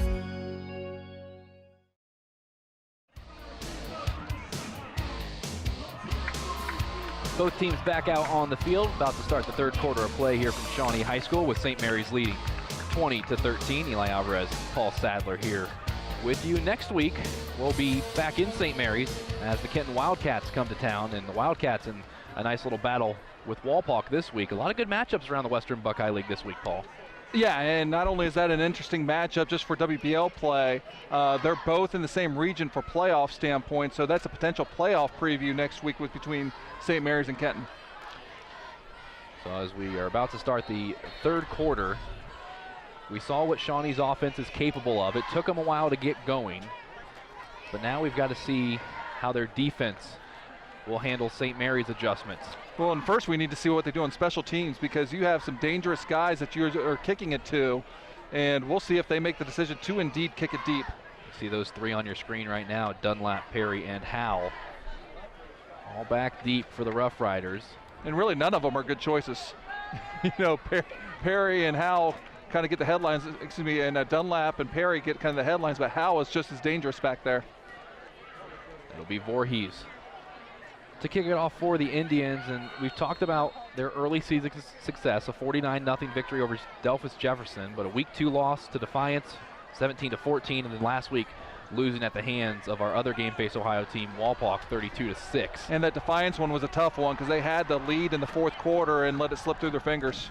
It will be Howell that fields it around the 15. Ty Howell moving his feet, Still moving the pile up to the 40. You said it. He's just as dangerous as the other two, showing why on that return. And as mentioned, you know, the average field position that to start off with is near the 45, and they're out across the 40-yard line once again. So, you know, the Rough Riders set them up with as short of a field as possible with a good special teams play. So we'll get the first look at Brayton Dunlap and company here in the second half. It's going to be a handoff to Sean Perry.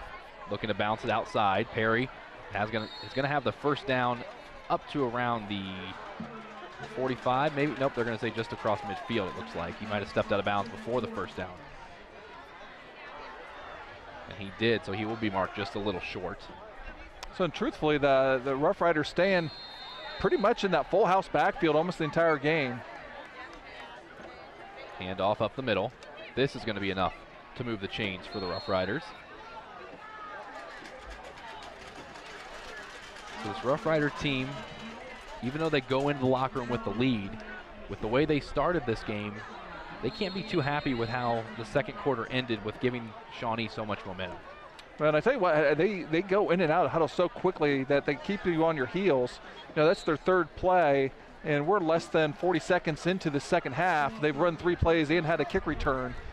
And when you run the football, the clock tends to go a little bit longer because it doesn't stop as often. But they're in and out of the huddle once again as the referees just blow it back into play. Second down and 3. Dunlap will give this to Perry, and he was tripped up right before the first down. And that's a way that, you know, Doug Fry likes his teams to kind of get momentum and set tempo just by getting in and out of the huddle. And then when need be, if it's a big down like this, you know, they might take their time a little bit, and especially if it's a fourth quarter, they're trying to nurse a lead, they might slow it down a little bit, but otherwise they want to attack. So third down and 2, and I think the Indians jumped into the neutral zone. That's going to give a Rough Rider an easy first down. And once again, we see a rule difference as we see Gavin Looney kind of just get a little bit too anxious and get into the neutral zone. On Saturdays and Sundays and pro and college, that guy can get back and no harm, no foul, but as soon as you enter the neutral zone in high school, it's a dead ball and it's a 5-yard penalty. It's going to be a handoff to Carson Fishbach. Fishbach's going to bring it up across the 30. I believe that's his first carry of the game as, again, Doug Fry keeping kind of a fresh stable of runners out there. It's always interesting at this point of the season. We're 4 weeks in now. Do we really know what the Western Buckeye League is, or are we still in a feeling out process this early into the season? Well, right now we have 3 undefeateds in the league with St. Mary's, this team right here, the #1 team in the state, and then 2 others that are playing this week with Walpock and Kenton. And again, we'll get a look at Kenton next week taking on this St. Mary's team. So we're going to get some answers here in short order. Sean Perry with a nice pickup on that run. You know, and we're across the way from the St. Mary's crowd here on the home side. But as they always do, great numbers out in support. It is. The Rider Rooters travel really well with the Cowboy Mafia. Actually, when I walked in today, I walked in with some of the Cowbell Mafia. So they're excited about the game. They travel well, and again, Shawnee has a great crowd right here too, especially with the student body right in front of us. Perry's going to get it on this crucial third down. Perry is going to be close to the first down, but I think he was dropped just short. Yeah, it looks like he's going to be a little bit short, although they're stopping the clock to either take a look at it but yeah, he's definitely marked short. And this is likely 4-down territory given where they're out on the field. The last time, the Rough Riders attempted a 33-yard field goal that just missed left. Yeah, but that was a 4th and 7, not a 4th and 1, so a little different. So Coach Fry keeping the offense out there.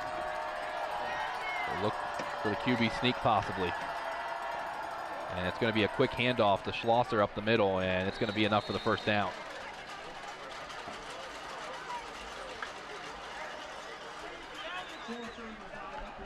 So a 1st and 10 from the 20-yard line for the Rough Riders with 9:13 remaining here in the third quarter.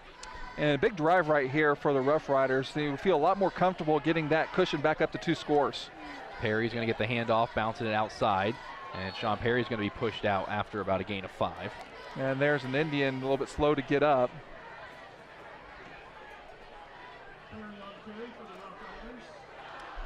believe that's Will Robinson.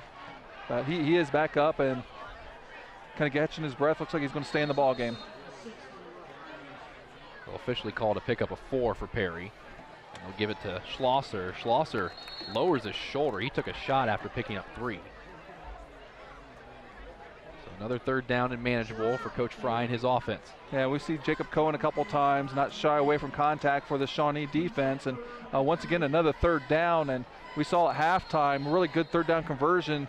The Roughriders are now 6 for 7 so far in this game at 3rd downs. We approach 8.5 remaining. Here in the 3rd, Dunlap will hand it off to Ty Howe. He's going to cut it back up the middle, and he's going to fall forward for the 1st down. Well, credit Ty Howe for not being afraid of contact. You know, he literally put his head down well before contact just to try to establish a little bit of momentum with his body, and that was enough to be able to move the chains as they are right at the 10-yard line. That might draw a penalty marker with the new NFL rule. But not here. This is going to be another give right up the middle. And I believe that was a mouthpiece. Yeah, there's some popping going on. There's a mouthpiece that went about 9 feet in the air that time. So a good opening drive to the 2nd half for St. Mary's. They're chewing the clock. They're in control. Even with a couple crucial 3rd down conversions. Here we'll get another look, see if we can find that mouthpiece. Yep, we can see it right there. 2nd down, the handoff goes to Ty Howe. He's going to pick up maybe 2 before being brought down. Oh, I'm not sure he got that much. No, he didn't, actually. Great job by the Shawnee defense. 2 runs by the Roughriders has really resulted in only about a half a yard gain. So this is bringing up a 3rd and goal from the 9-yard line. Well, now, depending on what happens here, they are in Gabe Vanderveer range. And while that would put them up 2 scores, obviously the Roughriders got one thing on their mind right now, and that's 6 points. Shawnee defense looking for another stand. Braden Dunlap's going to roll out, taking a page out of Caprella's playbook. Dunlap reaching for the pylon, and Braden Dunlap using his wheels. His 2nd rushing touchdown. This one of a more traditional running a naked bootleg that time for the Roughriders. Don't see that a whole lot out of them. You see a bootleg, but not the naked kind. You can see right now what makes it a naked bootleg is the actual blocking is going to the other side, and they're counting on the defense going with the flow of the blocking, and instead he keeps the ball as a key breaker and finds the end zone. And Braden Dunlap finds the uprights. So 27-13, St. Mary's on top. 6:55 remaining here in the 3rd.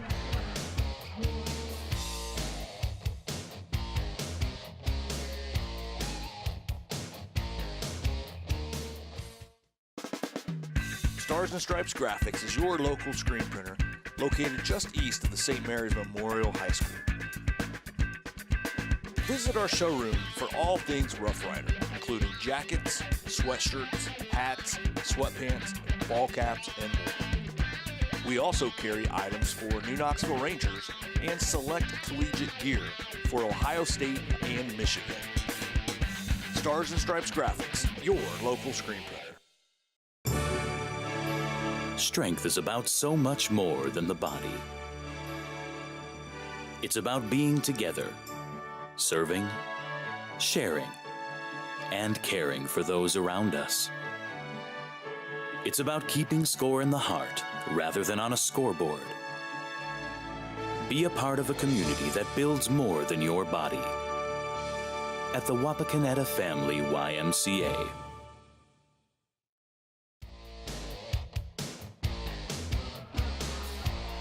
Nice opening drive to start the 3rd quarter results in 7 points for Coach Fry and his offense. A 9-yard run capped it off by Braden Dunlap, 27-13.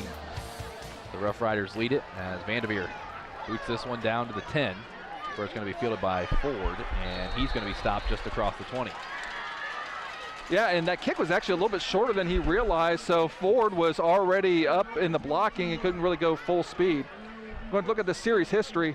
First met back in 1928. St. Mary's has the lead in this, and I do believe they're slightly wrong. It's actually 36-19 to 1. St. Mary's won the last 3, but previous to that, Shawnee had won 8 in a row, which is the longest winning streak in this series for the Indians.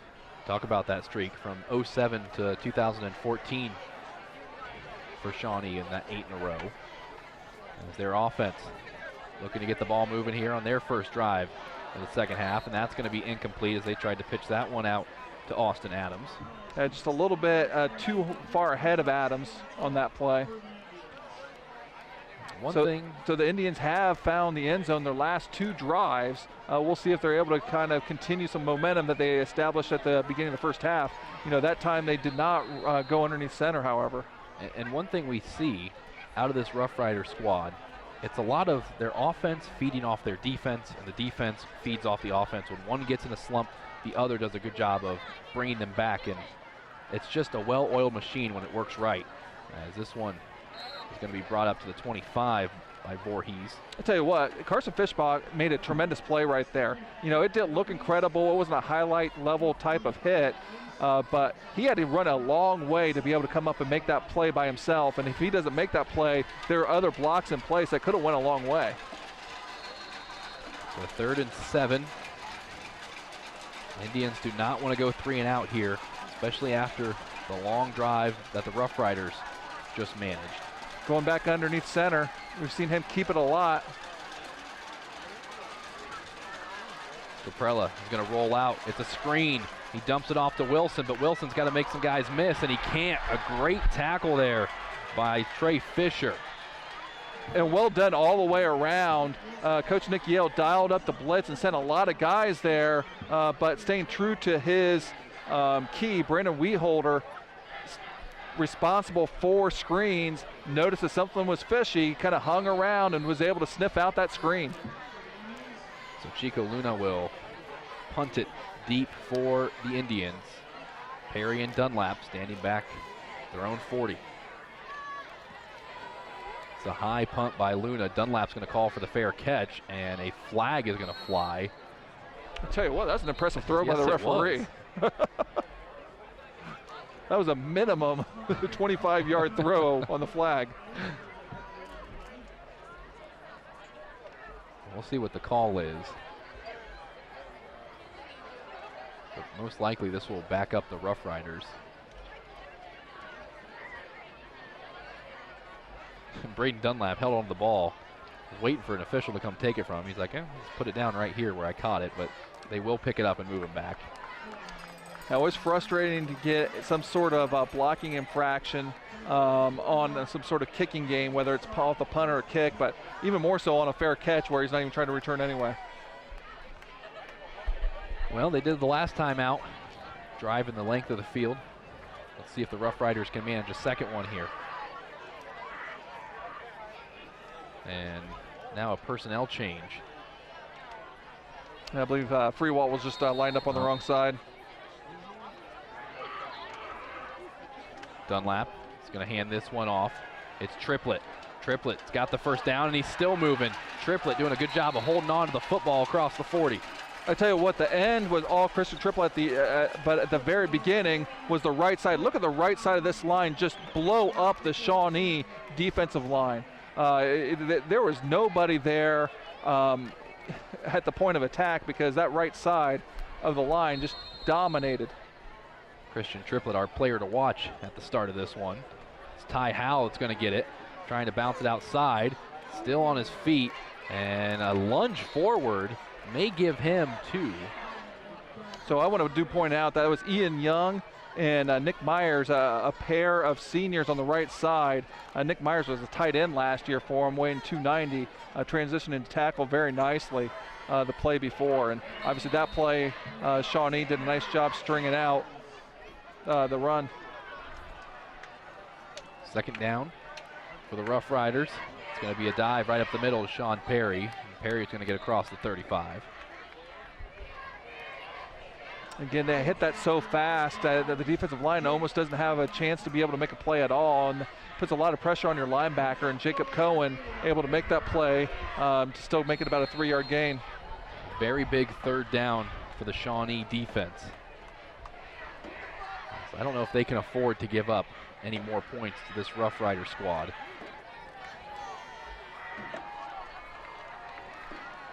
Dunlap will go under center. He'll hand it off to Triplett. Triplett using his blockers in front, but he's going to be stopped about a yard, maybe 2 yards short. And I'm noticing a trend. Jacob Cohen having a ball game on the defensive end comes in and makes the play, keeping them a couple yards short, as it's going to bring up a 4th and 2 here for the Roughriders. And Coach Fry, obviously given the situation on the field, he's going to go for it. And the Shawnee faithful coming to their feet.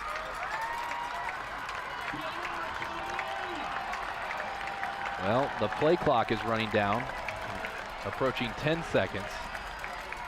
They haven't broke the huddle yet. And finally get to the line with about 5 seconds to get it off. 4th down and 2. And this is going to be a reverse to Ty Howe, but I think Shawnee's defense saw it coming, and it's going to be a turnover on down. Yeah, double handoff, and credit Chico Luna for providing some, as we do have a player down, but Chico Luna getting a lot of penetration and really throwing that play off, and a big stop for the Shawnee defense, but obviously a little bit of enthusiasm dampered as we do have a player down for the Indians. He's being attended to, but back up on his feet and able to walk off under his own power. So with 3:07 remaining in the 3rd quarter, we could go back to that play right there as the play that swung the momentum back in Shawnee's favor. So it looks like Will Roberson, I believe, is the injured Indian. He's holding his arm. And we hope that youngster is okay. That play, that injury, I should say, happened well back in the secondary. Didn't get a good look at what happened. He's wiggling his fingers. We got a good look at him. Hopefully it's just kind of got a little stinger, and hopefully he's okay. So 1st down for the Shawnee offense. Caprella's going to keep it up the middle, lowers his shoulder, and he's going to be brought down just shy of the 40. So while the majority of the first half snaps he was underneath center, that's the 4th play for scrimmage in this second half, and 3 of them have been out of the shotgun. So kind of going back to what was successful to them earlier in the season so far here in the second half. And what started out kind of a hot night for football, the sun has gone down, the moon is out, and it's turned into some beautiful weather here in Shawnee. Still shorts weather though, Eli. Yeah, I didn't get the memo. Caprella rolling out, has his man incomplete. Ford couldn't hold on to it. And I don't know if it was going to be or not, but that could have been a hook and ladder play. I wasn't sure because you had Ford running that and you had Joey Hale kind of at least in that pitch relationship. Whether that was going to be the play or not, I'm not sure. Or on the replay, maybe we'll get a look at it. You can see Hale kind of coming out right there, but he might have just been running a route. 3rd down and 6. Caprella bouncing to the outside, has his man. It's Wilson, and he has the 1st down across midfield. I tell you what, we've seen Wilson put the hammer down, catching the ball in the flats earlier in the first half. He put one into Carter Baldwin, knocked his helmet off, and he's not afraid to lay some contact if you're trying to tackle him. Well, this Shawnee Indian squad we're seeing right now, not the same one we saw against Walpock last week. It's not, and they couldn't have been happy with their performance last week, and it was nice to see them kind of rebound, playing again on homecoming night in front of a big crowd against the #1 team in the state. They're representing themselves nicely. Caprella is going to hand it off right up the middle. And the Indians, slowly but surely, gaining nice yardage. Again, it's Wilson on the carry. He showed a little bit of nice patience getting up to the line, seeing that his original hole was stuffed, did a little jump cut to the outside, and then accelerated. You and I talked about going into last week's game against Walpock, Johnny Caprella, and his numbers weren't where they were at this point last year. But if you were to just see this one game, the first time you've seen Johnny Caprella, you would think that things have been as usual for him as he takes off again. Out to the 40, up to the 35. Johnny Caprella close to a 1st down. And that's just him being an athlete, because Keegan Sawmiller was in a position where against most quarterbacks, I think he could make the play on someone trying to run to the outside, but Caprella is just so athletic and fast, he's able to escape that outside. although he did take a lick on that one. We'll see if Coach gives him maybe a playoff with a handoff maybe this time, but we'll see the replay. See him get outside Sawmiller, get to the sidelines. And that's the danger of having a quarterback that's going to tuck it and run. As Caprella looking to do it again. This time he's going to throw it out of bounds, and wisely so. Yeah, but that time there was a receiver in the area, so no intentional grounding like we saw earlier in the game. You look across the Western Buckeye League, the quarterbacks under center, a lot of them have that ability to take off and run. Obviously Johnny Caprella, Brett Schwederman at Salina, Jaron Sharp with the Kenton Wildcats, Nate Place with the Van Wert Cougars. There's a lot of athletes under center for these Western Buckeye League squads. Yeah, and things have just kind of changed a little bit. From 20 years ago, most of the quarterbacks were guys that handed off and can throw it, and now sometimes you put one of your best runners in at quarterback. As this play is going to go backwards for the Indians, and the clock continues to run down here in the third quarter. Yeah, we're at the 35-second mark and running. Depending on when it blows in, the Indians may not have to run another play as it's not been blown in yet. They will have to, as there's about a 2-second differential between the play clock and the game clock. So they will have to try this third down yet here in this third quarter. Ball at the 33, 11 yards needed for the first down. Caprella in the shotgun. Going trips to the far side. Dropping straight back. He's got a rush he's got to deal with. Now he's going to take off. Caprella has to make a man miss, and he does. Sean Perry couldn't bring him down, and Caprella's finally brought down by Eddie Fowler at the 20-yard line. Not too often will you say to a high school player that was a vintage play by him, but that was vintage Johnny Caprella that we saw a lot last year in the shotgun, taking a look downfield, not liking what he sees, and then just going ahead and making a play. 27-13, we head to the fourth quarter. St. Mary's on top.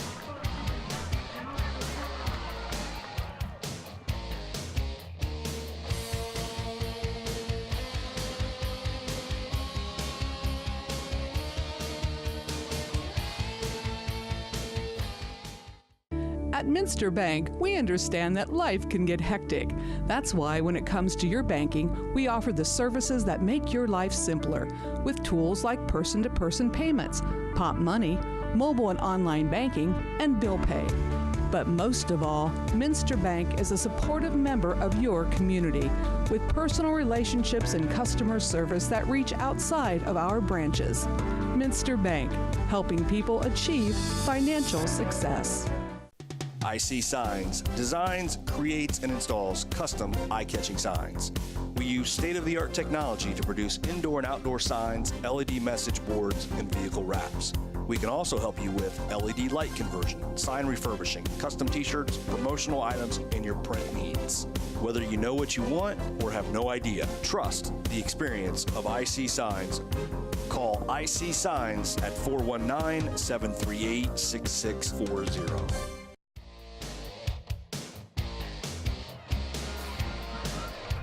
About to start the fourth quarter of play here from Shawnee High School, 27-13. St. Mary's in control for the moment, but the Indians have been moving the ball here. Started in the second quarter, they got off to a slow start in the first quarter, but ever since they scored that first touchdown by Christian Ford, they've really found a rhythm. Yeah, and if they want to continue to make this a ball game, we're in the fourth quarter now, they're down 2 scores. They have a chance to be able to get back within 1. Caprella running again. Caprella brought down from behind. He was not expecting Sawmiller. And we actually had this conversation a little bit earlier that the junior high schedules kind of match mirror what the varsity does. And actually, just we'll look at replay, but just last night, you had Shawnee and the St. Mary's Roughriders matching up in 7th grade football in a similar situation where Shawnee was down 2 touchdowns in 7th grade last night to the St. Mary's Roughriders, come back and won last night. And you can catch our very own Paul Sadler in the stands of Walpock middle school games as Christian Ford is going to carry this one up back to the original line of scrimmage. As Paul I understand they had a pretty big moment this week with the middle school squad. Yeah, they had a win last night over Kenton, and my son got his first career touchdown last night, so he's pretty excited, and had a celebration dinner of his choosing last night. Won't say that without a paid endorsement, but he enjoyed himself. Had a nice family night. It's always nice to see that the Sadler tradition of excellence is continuing. 27-13, third down and 13 for the Indians. Johnny Caprella dropping back. He's got time. He's going to roll out. His receiver forward to the back of the end zone and incomplete. Shawnee, the crowd wanted a flag. That was pretty well covered by the secondary. Yeah, Ty Howell was there, and he definitely had his hands on him, but he didn't really obstruct his movement at all, and I don't think it prevented him from being able to catch the football. So I'm okay with the non-call right there. We'll look at the replay, and that's just the very end. A little bit earlier, he had his hands on him, but again, I don't think he was really prohibiting his movement. That may be one of those plays that even if they do throw the flag, it's hard to argue against that as well, kind of 50-50. Oh, you would have made somebody unhappy either by not throwing it or throwing it. And sometimes that's just the nature of the game. So the offense staying out there on 4th down and 13. Caprella from the gun. In trouble. Let's see if he tucks it and runs. That's what he's going to do, but he needs a few more yards. Across the 10, Johnny Caprella picks it up. Again, there's a one-on-one matchup between Caprella and Sawmiller, and as good of a player as he is, Caprella in the open field one-on-one. I mean, I don't envy anybody from trying to tackle him in that situation. We see the replay. Again, doesn't like what he sees, runs up the middle, one-on-one, and actually that's Perry that was the one-on-one, isn't able to make the play and get the tackle before he got the first down. So Caprella moves the chains and keeps this game alive. We approach 10 minutes to go here in the ball game. And the student body with the Johnny football chant. I like it. I like it a lot, as we've got a timeout taken by Coach Cooper and his Indian squad. 10 minutes exactly remain here in the fourth. 27-13. St. Mary's on top here in this Week 4 matchup.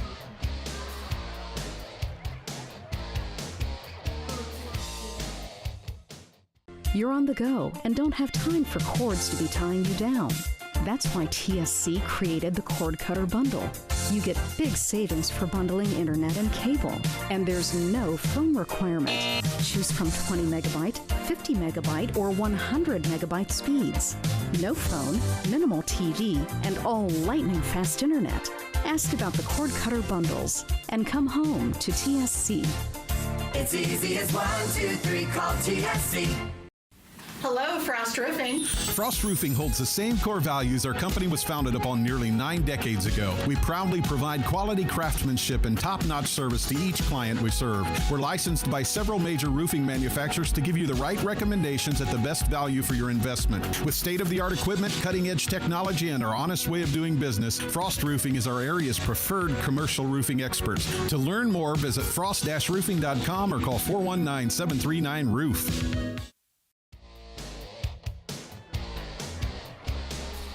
Back after the timeout, first down, the Indians knocking on the door, and it's Robertson that's going to dive to the end zone, and he's in for the score. And Robertson got hit by Dunlap right about the 2-yard line, but he's kind of built like a tank. And remember, he came off with an apparent arm injury we thought earlier, and he comes and returns and gets it the end zone. Great hustle play, great job by Robertson. Has Roughriders all around him, and he makes this, if they can get this extra point, a one-score game. It'll be Voorhees on to kick. And he missed his last attempt. Wilson is the holder. High snap, Wilson brings it down, and the kick is right through the uprights. So 27-20, St. Mary's still on top, but the Indians trying to claw back into it.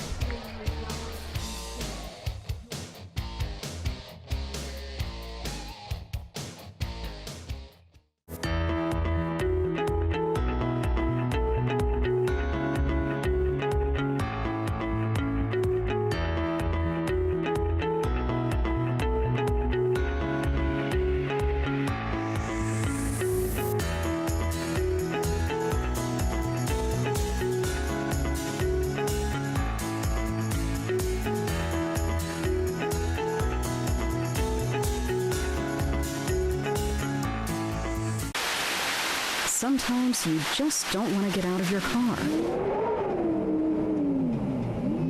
That's why TSC has made it easy for you to pay your bill.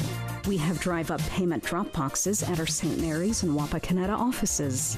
Just pull in, drive around, and drop off your payment. Just one more convenience to show you how much we appreciate you. TSC, give us a call and see. It's easy as 1, 2, 3, call TSC.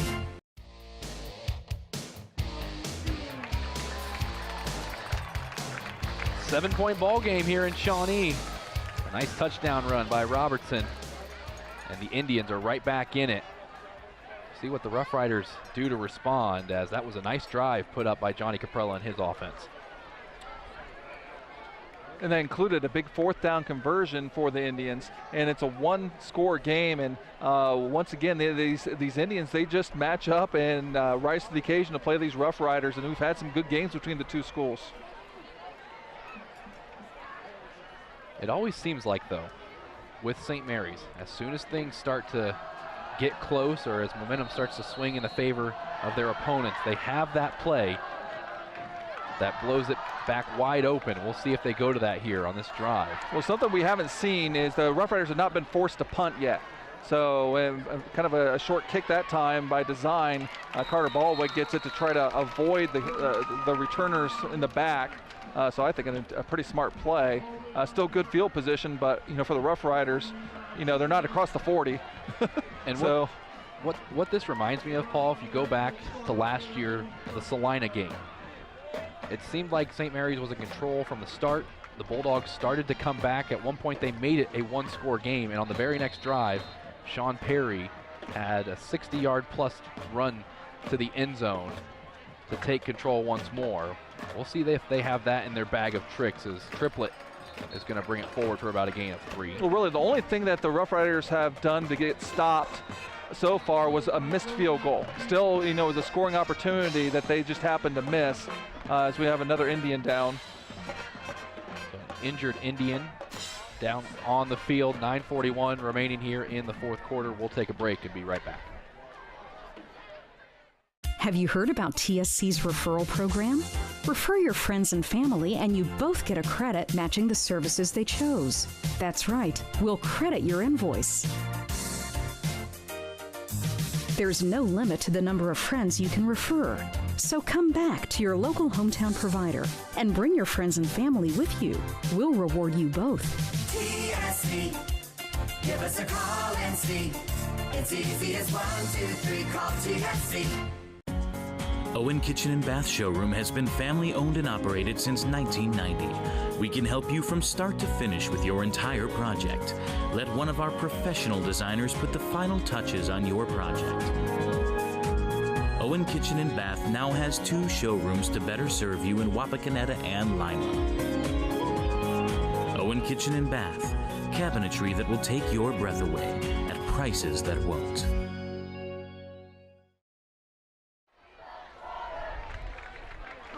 Back here at Shawnee, the injured Indian, Javier Romo, the 5'9" junior, able to walk off the field or with some help, as Dunlap looking to throw deep on this second down, and he had his intended receiver, Ethan Freewalt, open, but he couldn't hang on. Actually, the same route that we put into the schoolhouse. We had 4 vertical. This time he went with the right seam with Ethan Freewalt. Put a very catchable ball on there. Freewalt needs to pull that in. So the Roughriders were looking for the home run ball out of the injury timeout. It is a good call.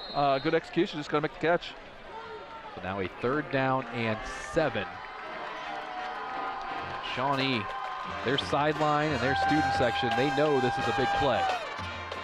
As Dunlap's going to roll out the throw, he's looking for Perry deep down the field, and Sean Perry makes the reception at the 30-yard line. So kind of surprising with the 2nd and 7. Coach Fry dials up passes 2 times in a row. Had a missed opportunity the play before, but this time his senior stars are able to match up out of the play action pass. As we can see, drew him to the right, running the little corner pattern, puts it right on his shoulder pad. Perry pulls it in a key 1st down right there for the Roughriders. Ball at the 30.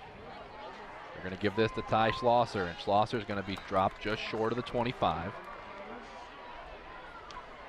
So now this is usually the time of the game where the Rough Riders now might slow it down just a little bit, get in and out of huddle, because it's the fourth quarter.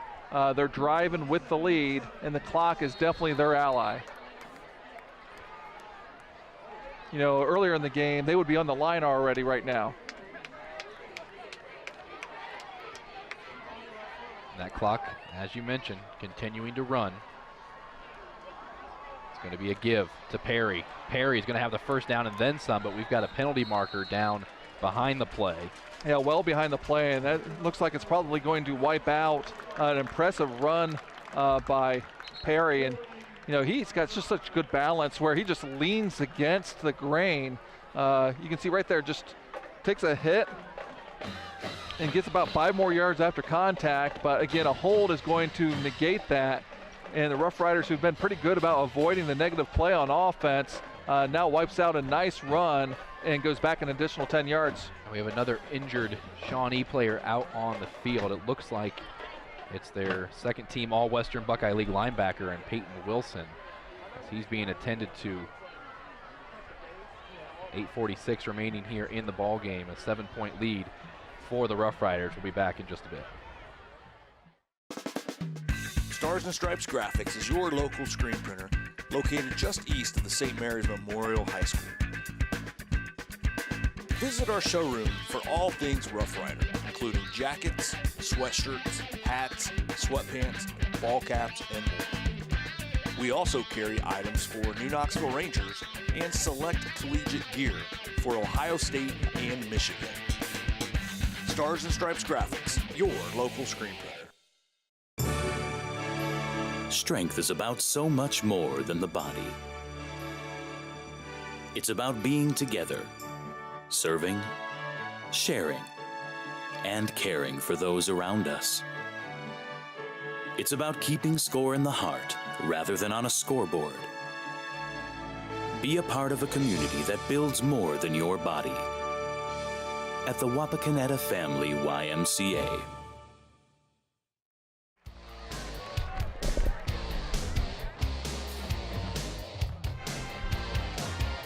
For the break, Peyton Wilson being attended to by the medical staff and able to walk off under his own power. There was also a penalty against the Rough Riders on that same play. That's why they're facing a 2nd and 18. Dunlap looking to throw, rolling out, doing his best Johnny Caprella impersonation, and he's going to bring it down to the 30. Well, you know what play they're actually running there was they were going to have the throwback after the play action to Carson Fishbach on the backside, but Shawnee did a good job. They were not fooled. They covered him up. So when he didn't see his primary receiver open, Dunlap immediately just tucked it and ran it and got at least the yardage that was lost via the penalty to bring up a 3rd and 10. Clock continuing to run, close to 8 minutes, and now we're going to have a stoppage of play for another Indians player down. And it might be a case of cramping here. This is the 3rd Indian we've seen in this quarter go down. Again, they are out there attending to him. So a lot of breaks, a lot of stoppage here for both teams to deal with. And I should point out that Peyton Wilson, who was down just a little bit before, is back out there. And that looks like it's Voorhees. In the meantime, let's go ahead and do our trivia question. Our second half trivia question. There we go. Finkelmeyer Insurance Agency is related to the first half question. How many WL football titles does Shawnee have? It's a good one. I know it's obviously lower than Van Wert and St. Mary's. We discussed that. As we come back to action here too. On 3rd down, Triplett is going to get the handoff. Needs 10 yards for the first down, and he might be just he's short. He's about 2 yards short. So a 4th down decision for Coach Fry. 7-point lead, clock continuing to run. It's going to need 2 yards to pick up the first down. That would be nearly a 40-yard field goal, which Van de Veer's definitely got it in him to do so. You know, I think 4th and 2, you trust your offense to be able to get you that 2 yards. And once again, the Shawnee faithful, wanting to pull the upset over the #1 team in the state, are on their feet. Dunlap under center. Trying to draw the defense off, and the play clock ran down all the way to 1 second before Coach Fry called the timeout with 7:18 remaining. And they were just trying to get the defense to jump the whole time, Paul. Yeah, they were trying to be able to get, that freebie first down via penalty without having to execute a little bit. But Shawnee wasn't willing to be able to accommodate them, and it looks like that's going to change the decision for the Roughriders, as looks like Vanderveer is going to come out, and they are going to try a field goal of about 38, 39 yards. So Vanderveer on a 4th down and 2. Last time they brought him out, he missed it left. But going back to your trivia question, how many Western Buckeye League titles has Shawnee won?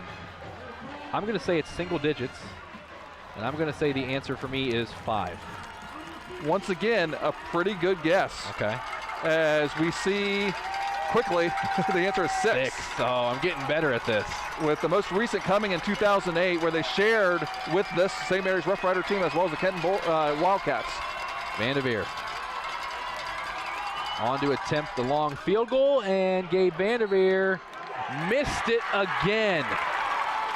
So it keeps it a 7-point lead for the Roughriders, and with 7:13 remaining, plenty of time for this Shawnee offense to go to work.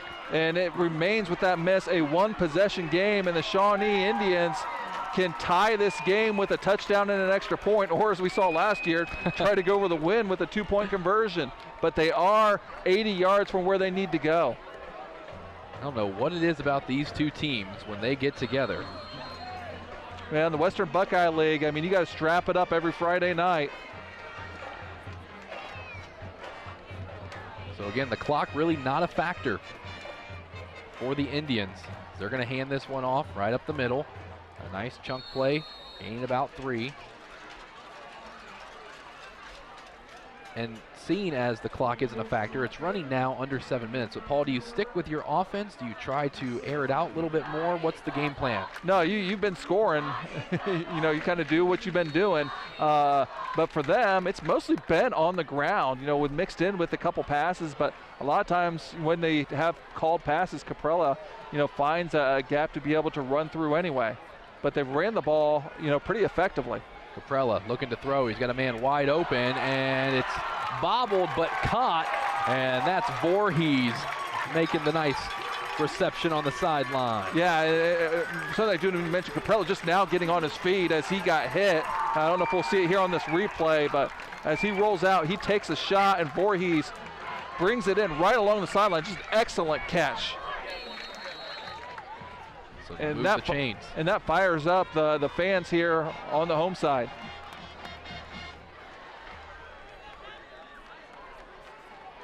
Caprella will go under center, sending forward in motion, and he'll hand it off.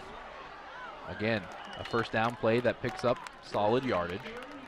And that's Knorr kind of making the play from behind from the defensive tackle standpoint. About a 3-yard gain. So the St. Mary's defense needing to stand tall here.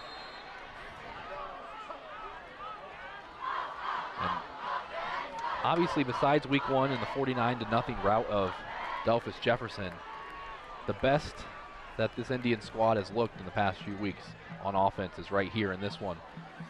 As Caprella will keep it, still moving, and Sean Perry did a nice job to hold him up as the rest of the defense converged on him. And I tell you what, he must play some flag football at some point, because that's exactly where he ended up kind of grabbing Caprella. Sean Perry grabbing him from the back of the jersey to slow him down enough to be able to corral him and help everybody else take him down. But this does bring up a key 3rd and short. We'll call it about a 3rd and a long 2. Caprella will go under center. And he's going to pitch it out to Robertson. And Robertson's going to lower his shoulder, and he's got enough for the first down. And I tell you what, that's kind of been their go-to play call on 3rd and short for the Indians. That's at least the 3rd time I remember them running that on a 3rd and short, the little pitch play to the right-hand side. And that's also the same play that they scored a touchdown on most recently. So the ball at the 47. The Shawnee offense moving it as they drop back, and it's going to be a QB keep on the draw. Caprella stumbling forward, but he still picked up solid yardage. The ball came out, but they're going to say he was down first. And you see Caprella's going to be sore tomorrow. You see him kind of slow to get up and not quite even up yet. He's giving his all out there. Unfortunately, we don't have AJ this week, so we don't have the stats on hand, but he's carried the ball at least 25 times. And that doesn't count the times where he gets hit when he throws it. 2nd and 5. Down to 4.5 remaining in the ball game. Caprella will keep it once more, and again, he's swallowed up, picking up maybe 2. And again, as I mentioned earlier, that's just like an old-fashioned ISO play, and generally your quarterback doesn't run through that much traffic. Usually when they make runs, they're more kind of on the perimeter, with a little bit of angle to the outside, as opposed to running between the tackles on a straight ISO. Well, someone's going to need an ice bath after this. So as we're under 4 minutes to play in the game, likely this will be their last opportunity to be able to score. So I would envision this to be 4-down territory with this 3rd down play call in mind. Caprella rolling out. Fowler there to disrupt the play, but he gets it off anyway. And a reception made by Ford. He tiptoes the sidelines. A tremendous individual effort there by Caprella, where he was going to get hit and he knew it, but he was able to jump up in the air a little bit and find Ford. As we see going to the outside, he's going to get hit there by Fowler. Puts it up high, a little bit higher than you might want to, and Ford able to go up and catch the ball. And a great drive here by the Indians. Caprella back in the shotgun. He's going to keep it up the middle. Spinning down to the 35. This is one of those drives that you normally see out of the Roughriders. But Shawnee's offense moving it with ease at points in this drive. Well, they're avoiding the negative play. And, they had some negative plays early in the game. And, last week against Walpock, we saw a lot of negative plays. And instead, it's amazing what you can do when you only get positive plays. Even when they only go for 3-4 yards, you can live with that. Caprella dumps it out to Ford. He's going to keep moving his feet. Ford's got the 1st down and then some as he steps out of bounds. They're going to say right around the 22-yard line. And we saw just a little bit of that sprinter speed from Christian Ford. And they are starting to knock on the door as they're at the 22-yard lines where they're spotting it. Again, a nice quick pass to Ford. Nice block on the outside. Gets pushed just out of bounds there by Keegan Sawmiller. Hopefully you didn't go home early in this one. 2:58 remaining. A lot of action still left here, as this is going to be a handoff up the middle for about 3. And the ball came out. They're going to say it was down. Well, the one official is definitely saying it's down, but I think there's a little bit of confusion. I'm pretty sure he is down, but the St. Mary's sideline didn't think so, as their offense was already on the field. Yes, they were. Here, we'll see on the replay if there was. And his knees are down. Yep. Ball's still in there, so nope, that was not a fumble. That's a good call by the officiating crew. It's a big one as well. Makes it now 2nd and 7. Ball to 19. Clock continuing to run. Down to 2:25. Caprella is going to move out to his right with it. Caprella lowering his shoulder, and he's going to be stopped right near the 1st down marker. And obviously there's time, left for something to happen, but this could be a program-changing victory if somehow the Shawnee Indians were able to come away with a win with this. And, they could potentially remember this drive for the rest of their lives if they're able to finish this off. Well, 3-0 St. Mary's, 1-2 Shawnee. And again, just not 3-0 St. Mary's. Number 1 team in the state Division IV St. Mary's. Clock down to 1:45. Caprella under center, 3rd down and 1. Right up the middle, and it's going to be enough for the 1st down. That traditional quarterback sneak, we see St. Mary's run that quite a bit. That's the first time we've seen the Indians run it, and that is going to move the chains for a 1st down. And Caprella, once again, really slow to get up. Obviously, Paul, the idea is just move the ball as well as possible and get it and score, but you also don't want to leave St. Mary's too much time to respond if you do in fact put it in the end zone. Well, it's under a minute and a half, and they just want to get in the end zone, get 6 points, and then make a decision what they would do on the extra point conversion. Caprella is going to pitch it out.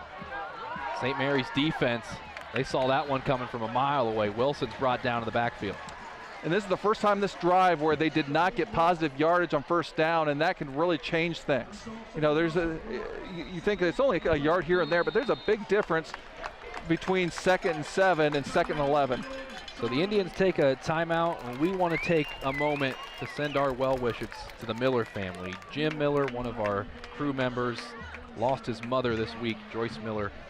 Obviously, he's not here tonight, attended to things down in Alabama. And Josh, who is here with us, his grandmother as well. So we want to send, from all of us here at Game Face Ohio, our best wishes to the Miller family. Jim and Josh, great guys to work with, and really bright spot to see them every week on Friday nights, Paul. Yeah, and they've been with the Game Face family for as long as I can remember. Maybe I'd have to check with Todd since the beginning.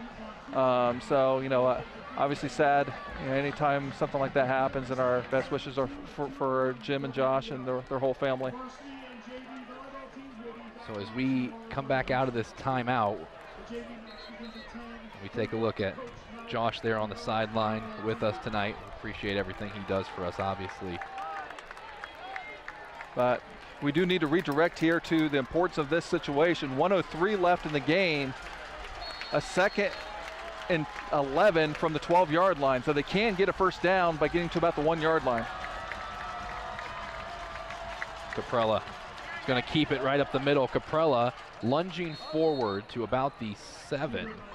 And the yards are starting to get a little bit tougher to come by as Eddie Fowler comes in and makes the stop right about the 8-yard line.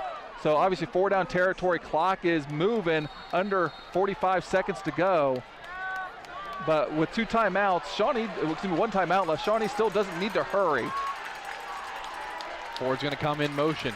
Caprella's going to roll out to his left. Tries to cut it inside. He's going to be brought down shy of the 5-yard line. And the clock continues to run, now down to 25 seconds.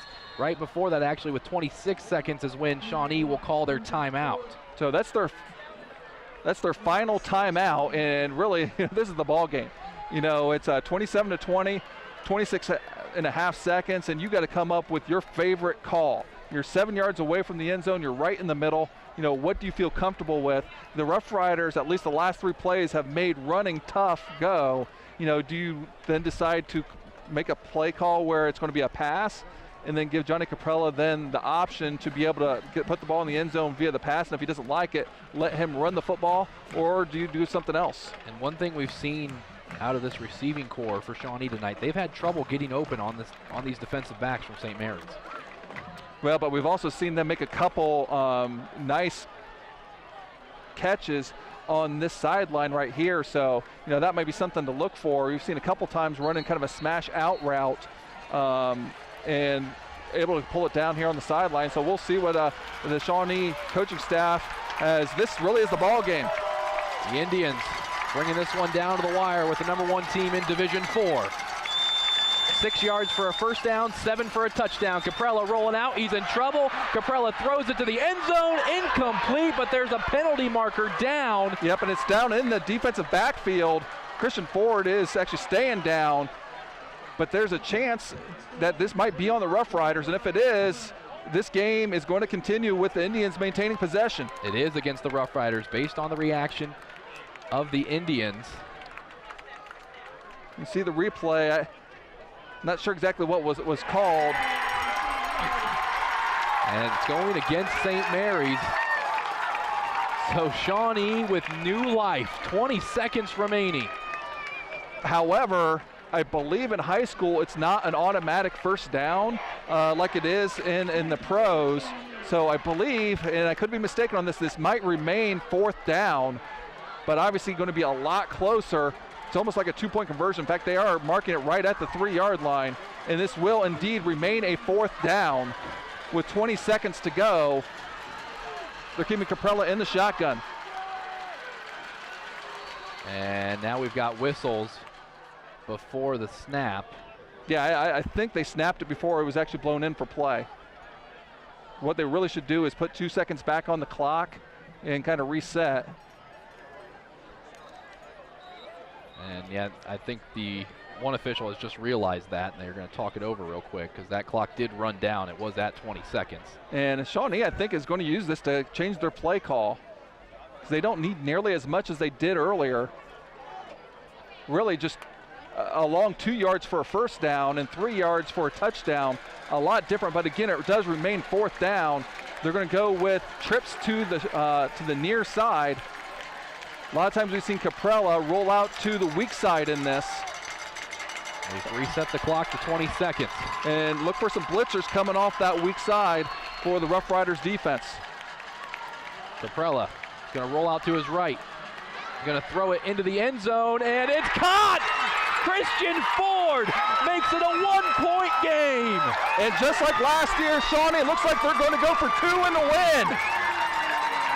You've got to be kidding me. Christian Ford with maybe one of the biggest plays in program history for the Indians if they can pull this upset off, going for 2. Well, that would be the big thing. If they can pull this off, this could be definitely one of the biggest catches in program history, as they wasted no time holding the 2 up to go for 2 in the win. Second year in a row, Johnny Caprella came up just a half a yard short last year in overtime on a 2-point conversion. Chance for redemption right here. Here's the ball game. Caprella in the shotgun. Caprella's going to roll out, in trouble, going to take it up the middle. He loses the football. It's jumped on by St. Mary's, and the Roughriders hold. What a defensive stand by the blue and gold. And we'll get a look at this on replay. The ball came out, and I believe as called before he crossed the goal line, which if he crossed the goal line, it wouldn't matter if he did lose it. But you know, I think that was out, and oh, you got to feel for Johnny Caprella. Oh my goodness. The second year in a row that it ends on a play like this. Here's the replay. He has it in his sights. He reaches out in the process of trying to reach out. It came out. He definitely was not in the end zone at that time. Oh my goodness. Now, the game's not over. There's 14 seconds left. They're going to try for an onside kick. So they still have an opportunity to still win this game. So they can't dwell on that because they still have an opportunity. When these two teams meet on the football field, I tell you what, you better be ready for anything. Well, I tell you what, when it was 14-0, after how we saw Shawnee played last week against Walpock, and it was 14-0, they went 3 and out twice. St. Mary's scores their first 2. I thought, well, you know, we'll see. This might not be a competitive game. And, you know, Shawnee, since that point, has answered the bell and, you know, played equally with the #1 team in the state, and a very exciting football game. You got a look of Johnny Caprella and what he must be going through right now on the sidelines. He cannot believe he just coughed that one up. Well, you know, the biggest thing, he's got to hope his teammates can kind of pick him up with this onside kick and then still have a little bit of time to work with and maybe pull some magic out yet here on homecoming night for the Indians. Obviously, St. Mary's ready for it. See how Voorhees wants to handle this. See the hands team up there for the Roughriders. And Voorhees going way back a little further than you would normally do in an onside kick. He's going to go to the right side. It's going to take a bounce, and St. Mary's is going to land on it, and the Roughriders just have to see this one out, and they'll go to 4-0. I believe that was Jace Norton. I'll double check on that. You are correct. Yeah, Jace Norton, junior tight end. Love my tight ends coming through there in big situations. So that's going to potentially seal the game, as the Roughriders are just going to take a knee here, as they are going to feel fortunate, as Coach Fry calls a timeout here. They're going to feel fortunate to come away with a victory against a very game Shawnee Indians team. And although they're going to come up short this game, you know, Coach Cooper has got to like the resiliency. Yes, because it was like the resiliency that they really showed after being down 14-0. This ball game has had a little bit of everything to this point. Excitement, big plays, big hits, some big penalties as well. And I tell you what, probably, we look around the rest of the Western Buckeye League, the most exciting game on the schedule. If you had to say, you know, which one do you think it would be? Not too many people would pick this one, but man, has it proven to be a great one. Again, how many times do you see it 2 years in a row where it comes down to a 2-point conversion to win or lose, and in both cases comes so close for the Shawnee Indians. But once again, the night is going to then belong to the Roughriders as they move on to continue to be undefeated. The Shawnee Indians got to keep their heads up right here because they have nothing to be ashamed of, because this was a tremendous game for both teams. The Roughriders escape. Shawnee with a victory, a close one, 27-26. They're still perfect on the year, 4-0. Back after this.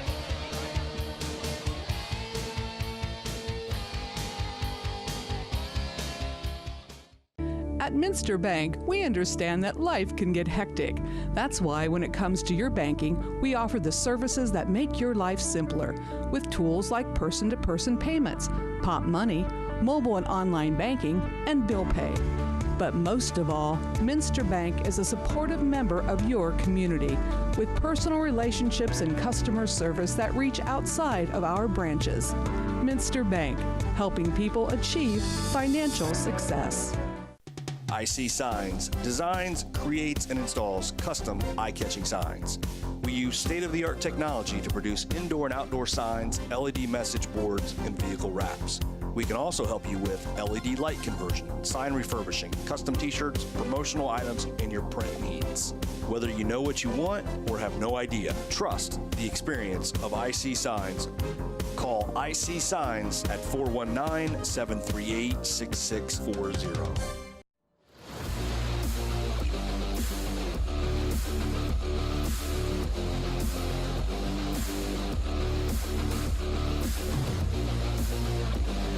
Well, it took us a few minutes, but we've composed ourselves after such a great finish. 27-26, St. Mary's holds on to stay undefeated as the #1 team in Division 4. That second half was a wild and crazy one, and let's show you what happened as far as scoring goes and the big plays. It was the Roughriders was only one touchdown in the second half, a 9-yard run from Braden Dunlap to make it 27-13. You thought, okay, the Roughriders have it, they're comfortable, but then Robertson takes it in the fourth quarter to make it 27-20.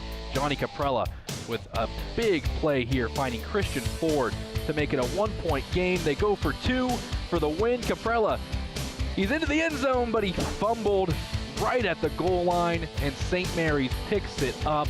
A heartbreaking finish for the Indians, the second year in a row that they lose to the Roughriders by going for 2 in the dying seconds. Yeah, and as a longtime Cleveland Browns fans, you know, I had memories of Ernest Biner right there. You know, it's similar character, tremendous player, almost led the entire comeback, and then just, you know, didn't have the ball going in the end zone. And an unfortunate way to end right there for the Shawnee Indians, because that unfortunately might overshadow just the gutty performance of their entire team, but specifically Johnny Caprella, who, I mean, he took a beating getting a lot of tough yards tonight. And, you know, he as well as the rest of the Shawnee Indians have a lot to be proud of, because if they play like that the rest of the season, they're going to win a lot of games. Let's switch gears and take a look at our stats and how things panned out tonight, Paul. And the Shawnee Indians actually end up having an edge in terms of first downs and time of possession. And while there were some turnovers on 2-point conversions by both teams, those don't count as official turnovers, so otherwise kind of a clean game. And the Roughriders with the edge in overall yardage. Going to the individuals, Caprella finished the game 11 for 17 passing, or 94 yards and 2 touchdown passes. And on the ground had 117 yards running and a touchdown. For the Roughriders, Schlossler had 58 yards, Sean Perry with 79 yards, Triplett with 59 yards. So kind of a even contribution running for the Roughriders. Well, there were 8 touchdowns in this game, but none bigger than our Merit Real Estate Professionals taking it to the house play of the game.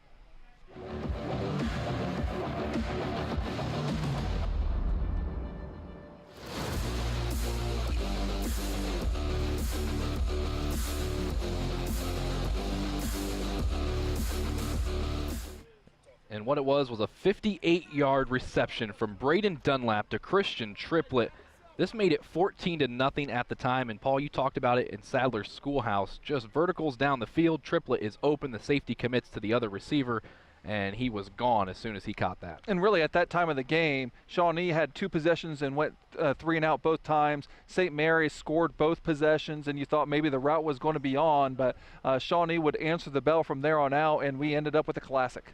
What a game it was indeed. Next week, we will be back at Skip Bachman as the Kenton Wildcats come to town. That should be a great one as well. You do not want to miss that. A big thank you to all of our crew members, everybody in the truck as well. What a great game it was. The Roughriders take it 27-26 to stay undefeated on the young season. For Paul Sadler, I'm Eli Alvarez saying thanks for watching. We'll catch you next week.